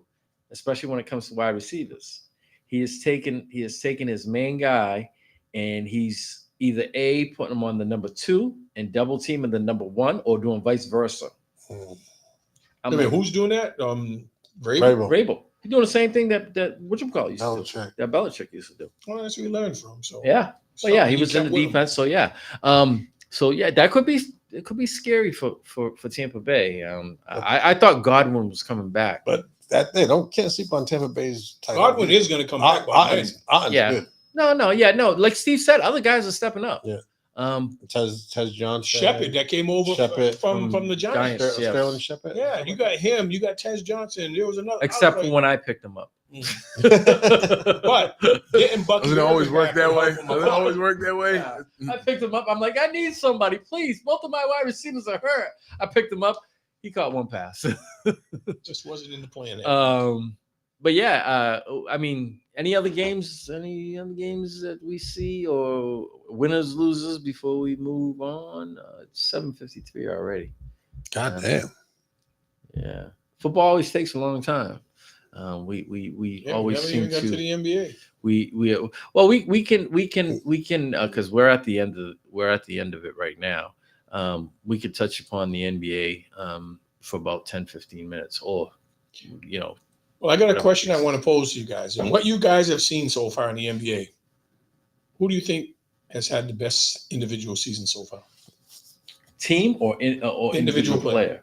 The center from Denver. He's up there. Not my pick, but he's up there. Lucas averaging 40. What about Shea? Shea? Who? What about Shea? But Shea doesn't have Lucas numbers. Who's averaging a triple-double? They lost yesterday. All right, but who's averaging a triple-double? They lost to Portland too. Yeah, no, I know. I said this in the beginning. I said. But if you want to talk about individual accolades, I mean, Lucas, I just want to. No, Lucas definitely up there. Yeah, I wanted to mention him because I think he got serious this year and transformed his body, and that's helping him because his endurance is better and he's a little quicker and he's trying to play defense and he's not complaining. So what I'm seeing from the Lakers right now, everybody's like, and they're doing it without LeBron. Guess what? When LeBron comes back, he got cleared today. Guess what? When he comes back, those guys aren't going to see the ball like that. No. So you're not going to have that's why that. I think Austin Reeves was really, really playing out of his mind when Austin Reeves, he's hurt. No Luka and no LeBron. He's hurt right now. Yeah, but at the beginning when both of them were hurt, no, he's hurt. Yeah, he played yesterday. No, he didn't. No, he didn't. Oh no, it wasn't him. No. They got the kid there. Zaravia, the guy, the young kid they got from Memphis. Yeah, he scored 25 points. Yeah, I'm like, listen, they're doing it at the right time, but. My thing is, I think once again, when I go on X, I see these delusional Lakers fans like, we're going to do it. I'm like, wait a second. Number one, you can't count on LeBron being healthy all year. I mean, that's just it. That's it. Once them back issues start, they don't go away. Back, feet, this is the same thing, man, They said he's still 10 days away. He's not going on the 5-game road trip. Yeah, I know. So he's still a week and a half to 2 weeks before he's going to play when they come back to LA. And my thing is, when he comes back, he's going to want to get back into the flow, which means he's going to want to score. And he's going to want to be the focal point. You're going to want to be up there. I know, people say, "Oh, they're doing it without him." That's like a shot at him. They're going to have to do it without him. That's like a shot at him. No. Oh, they're doing it without him. Oh, that's another way of saying we don't need you. We don't need you. But even though they don't have bigs, I still think they've developed a little more depth they didn't think they had because Laravia has been playing really good. Well, Austin Reeves can come off the bench. No. Sure. But I was just like, I was shocked with colors on. Yeah, well, no one was expecting the center to play this well. Yeah, Zach Laravia. No. The center. Oh, Ayton. Nobody expected him to play this well. Can it continue? But the thing is, he can play. It's just that he's never healthy. Motivated. He did. There's the key right there. He doesn't play motivated. Yep. And sneakily, Marcus Smart's been stabilizing the offense. Oh yeah. And he almost blew the game for them last night. Well, maybe, but he's been playing defense, and they said he's been holding Luka accountable to play defense, and that's one of the reasons Luka's making an effort. Marcus Smart's in his ear, like, "Hey, You're not going to be side by side with me not playing defense. They say he's more cultural. He's coaching them up pretty much on defense and letting them little nuances of where to be and don't freelance. Just being in the right spot helps you a lot. At least look like you're trying. Yeah, it's a good story. But we saw this story last year too. We saw it last year. People were like, "Oh, they went on like a 8 out of 10 game." My thing is don't overact. Nobody wins the NBA title you might win the World Cup, whatever the Emirates Cup, but nobody wins the NBA title in week 2. I just think last year they only had 7 guys, and this year I think they're at 8, solid, and a possible 9 once LeBron comes. So, I mean, their depth will be. So you look at the game yesterday. Obviously, not having Wemby at the end of the game screwed them. They fouled out. Yeah. Not having him at the end of the game obviously screwed them. Do I think San Antonio is a good team? Do I think they're an elite team? No. I don't think they're an elite team. They don't have a closer to win the close games. Yes, they don't have a closer. They're missing. Similar to Houston last year. They're young. They're young. Yeah, no. They Dylan Hopper's hurt. Yeah. So what's his name? The kid from UConn is very he's tough. He's tough as all hell. Did they even have their point guard? Fox? No, they're talking about they might trade him. Yeah. Because they're playing Hopper was playing so well, but they're gonna wait for Hopper's gonna be out 2 to 3 weeks, I think. So with them, number one, they're young. Number two, like I said, I don't think they're an elite team. They actually should have won yet. They're above average. Yes, they should have a lot of. They actually should have won yet. Yeah, they got several people still not playing. You mentioned Fox. Yeah. Jeremy Socran hasn't played a game this year yet. He's like 6'8" and can do a little bit of everything. The kid with the blonde hair. And there's somebody else that's out on San Antonio. There's 3 major guys: Fox, Socran, and somebody else that haven't even played this year. And now they got Dylan Hopper out. So there's no more undefeated teams. OKC lost last night to Portland, which they're not looking bad for a young team. That's what I'm going to say. I'm trying to figure out who that Davida, whatever that's. They are not that bad. Let's say Holiday's playing well. They're not well. That's the thing. Now, my thing with him is when is he going to hit the bump in the road? Because the last 2 years he's been getting hurt. 30. What is he? 37, 36? At least 36. But the West is stacked. The West is stacked. My whole thing is with the Lakers is don't overreact. It's only week 2. I understand you're doing good without LeBron. The chemistry is going to change when he comes back. I don't care what you say. You're not just going to put an alpha dog in there and he's going to be like, yeah, no, I just want to pass. So guess what? All those guys are going to see at least 2 to 2.5 less shots each. All of them. Because he's going to get his 15 attempts up easily. All right. So the chemistry is going to change, whether it's for the good or for the bad. It remains to be seen. Sometimes guys tend to sit around and watch, instead of being in the action. Now they're in the action because with the injuries, guys are forced. Now you're not getting the ball. You got to sit around and watch or whatever the case is. It changes a lot. We'll see. As far as the rest of the league, OKC just lost. I see, like I said, that there's a lot of good teams and even a lot of competitive teams in the West. The West is going to be tough. The East is a little different. I think major injuries in the East. I think I actually think that the Bucks are playing a little better than what I thought they were going to play. 5-3. I tried to watch them and I was like, this is tough, and they were winning. And I was like, it's that Greek man. Yeah, he's just bully balling, and the league's letting them get away with it. I'll admit it. Yeah. But Miles Turner hasn't done a lot. Yeah. They got Ryan Rollins, and somebody else that hardly played. Guys I never heard of that are actually stepping up and playing well, but it's Greek Freak or nothing. It's not fun to watch. It's you got a good game tomorrow. Oh yeah, we play Chicago. Yep, I figured that. Oh, good. You guys will have to go there again next week too. But I mean, there's going to be a lot of parity in the NBA. The East is, the East is there for the taking. All it needs is for one team to step up, and I think that's going to be Cleveland. They just got Darius Garland back last night, and Mobley's playing out of his mind. All they need. So this is Durant. He had a 20 and 20 or something. Yeah, Detroit. Jared. He's the one that played at Memphis State with the University of Memphis. He had a crazy game yesterday. He's been rebounding, but and the Thompson twins, the one for Detroit and the one for Houston, are both balling, like filling stat sheets. My thing is, those teams that we thought were going to step up, because of injuries or I don't know what it is, it's just not happening. What do we think about the Knicks?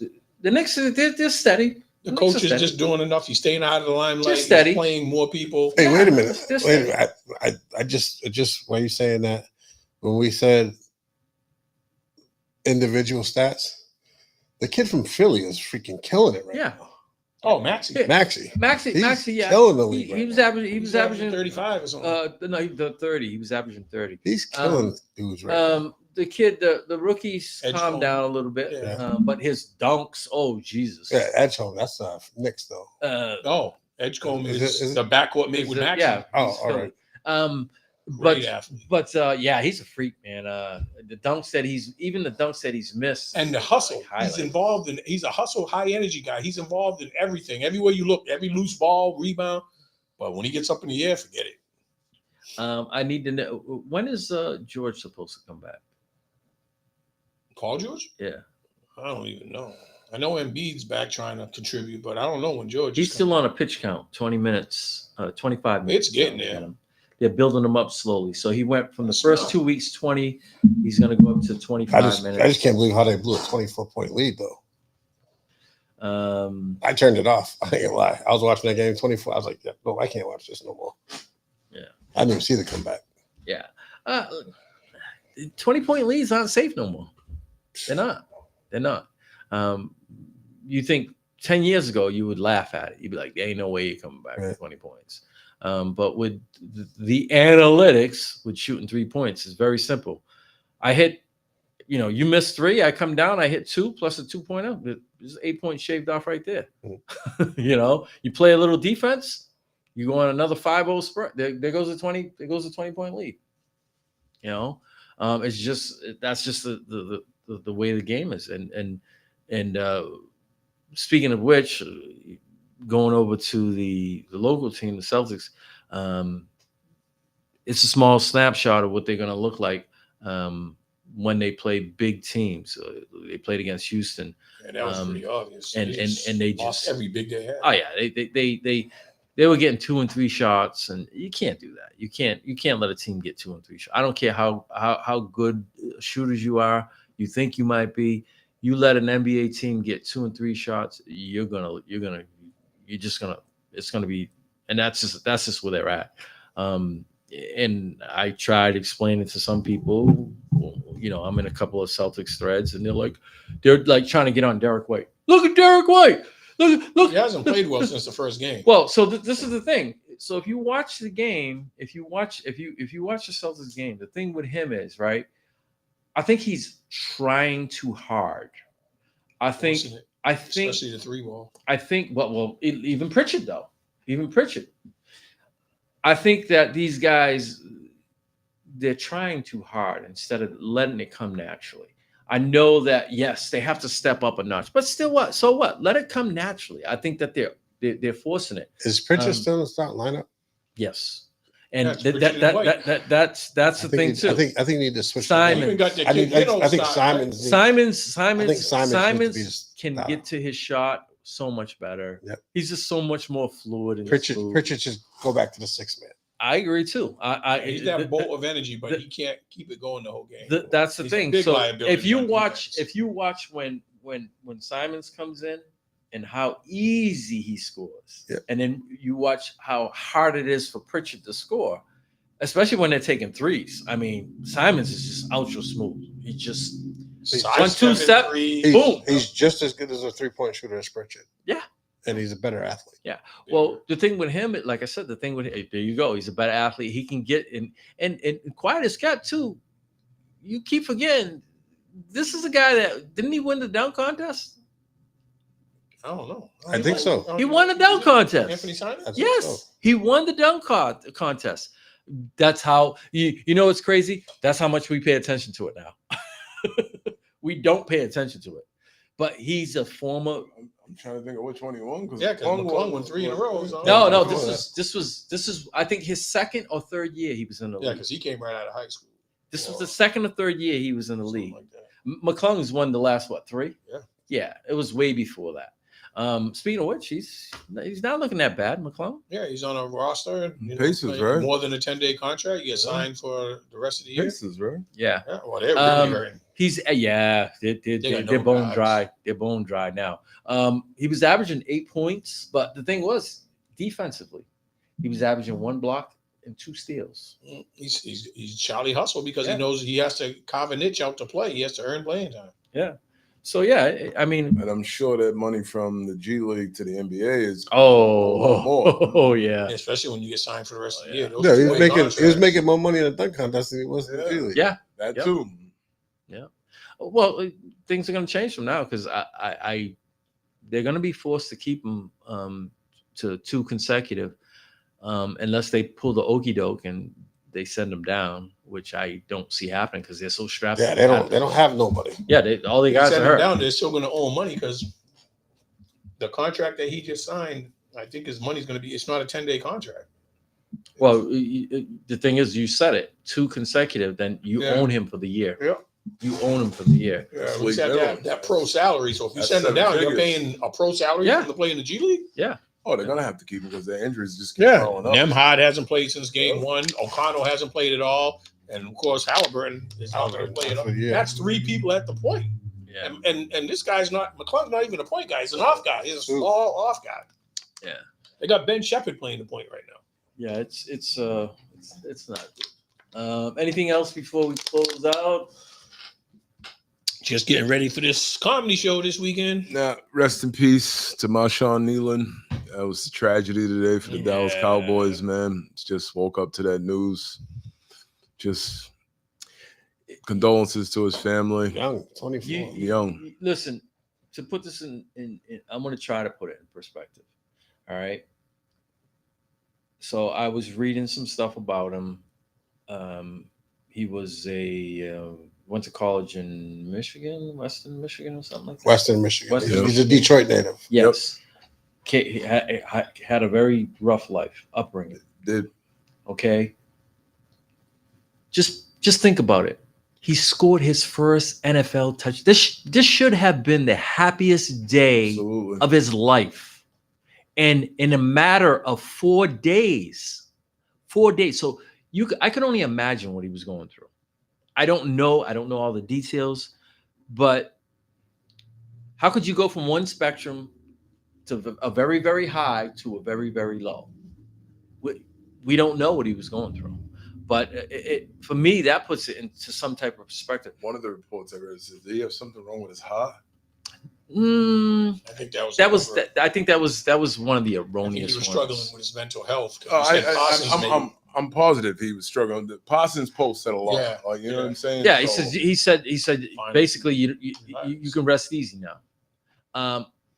I took that more as him probably having some mental health issues. yeah, because his girlfriend ended up calling the cops. Yes. and saying, On the way here, Yeah. I was trying to, when I flicked the phone to go up, the first post was the TMZ thing of her. So I didn't get a chance to listen to it. I went I right sent to that in the group to the too. whatchamacallit. I didn't even have a chance. Yeah. But that was one of the first things that I think it's hit my algorithm. Before I left out, I was searching, so it's got my algorithm. But I was thinking more along the lines of mental health. He had to have been going through something. So I don't know. In the waning days, we're gonna find out. Yeah, absolutely. So things are gonna happen as soon as the way that they put it out there. Oh, we like to announce that he passed. Yeah. It's like no cause, no nothing. To me, right away, that said suicide. And I'm like, it doesn't sound good. But yeah, no, it's a shame. We don't know what people are going through. And definitely don't. This is living proof. Somebody who should have been so young celebrating your first NFL touchdown. Still on his rookie contract. Yes. So what things were going on in his life that the most highlighted part of his career could not bring no joy, could not overshadow the depths of whatever he was He going was probably already past out anything to bring joy. Yeah. He probably already, and I hate to say this, but a lot of this, he probably already had it in his head. This is what he was going to do. Yeah. Yeah. Most of the time, if you read about suicide, I was, being in corrections every year, especially where I worked, we had a high rate of suicide, and they even did an uptick. We were the study case for the DOC because in a matter of, I want to say 4 years, we had like almost 10 people that committed suicide. So they used us as sort of like the poster child, and they brought in extra studies and extra education and all that stuff. But most of the time when people who are ready to commit, they already have it instilled in their head that they're going to do it. It's a thought, it's there. It's just the buildup. A lot of times people who commit suicide will go through their normal daily regimen. People are like, oh, wait, they did this, they did that, and boom, they just do it. Yeah. It's sad, but it's what life is. But yeah, it was pretty hard to take this morning seeing that. And as soon as they said his name, I'm like, wait, this dude just scored a touchdown this weekend. But it pales in comparison to what he was going through. I fell asleep watching SportsCenter last night, and the crazy thing is when I opened my eyes, his face was on the screen, and I could barely make it up because obviously I didn't have my glasses on. So I grabbed my glasses real fast, and I paused the TV, I rewinded it, and I was just like, did they just say he died? And I was just like, I didn't know what to say. I just sat there speechless. I had to double look it up because it was on a sketchy Cowboys website. That was the first one that I seen. And then that's when I went and I looked, and I'm like, oh no. And I went to the Cowboys website. I didn't see anything from Shefty. Then I went to the Cowboys website, and that's where I got it from. I'm like, whoa. Oh, it was right on SportsCenter, so I didn't have to go searching anyways. And I was like, well, when I posted it, when I happened to post it, it had just been released. It was like 4 minutes, 3 or 4 minutes. So then once I was done looking, when I was on, I posted it, and then it showed up on SportsCenter. How was that? This was early this morning. Oh, yes, it was probably like 11. No, it was before that. Yeah, it's crazy. But yeah, all right. On a positive note, Steve, comedy show. This Saturday, the Vault right down the street, Purchase Street, New Bedford. Freddie Ricks, Melissa Misconduct, hosted by Chris Tabb. Turnout's going to be good. Strongly advised you get there early. We have it confirmed that the owner's trying to squeeze in a couple of extra tables to accommodate for a walk-up crowd. We do have 4 tables of 4 available, and she's adding a few more. So we should be able to fit about 30 more people in there. But you definitely want to get down there. If you've never seen Freddie Ricks perform, I can't tell you when he might be back, but it's definitely going to be a good time. $25. Chris Tabb he's your host, but that dude is hilarious. I look forward to him. He just has a conversational tone. Yeah, he be talking about me and Ralph too much. I hope you're listening too, Mr. Tabb. He's probably working out somewhere. He's on the treadmill. Yeah, he's a workout fiend. But yeah, so this Saturday, November 8th, Vault, 791 Purchase Street.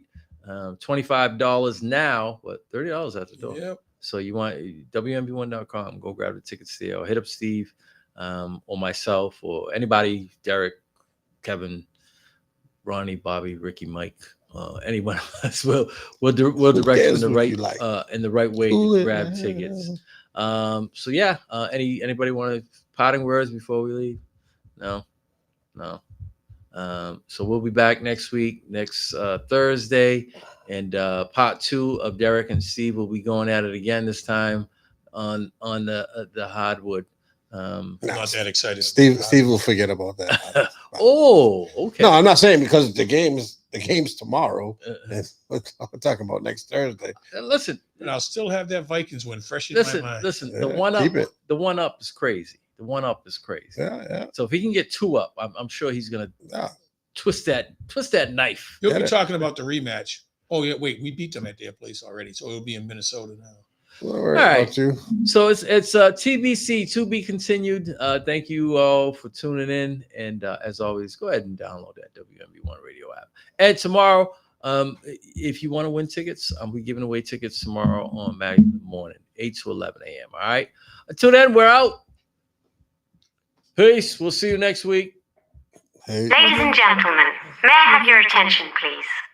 Yo, what's up? Baby, let's go. Old school R&B, hip hop, reggae, sports, talk shows, and a whole lot more. You're listening to the internet's hottest new radio station, WNV1 Radio, New Bedford, Massachusetts, home of the legendary Tavares and just a collection of some cool ass one.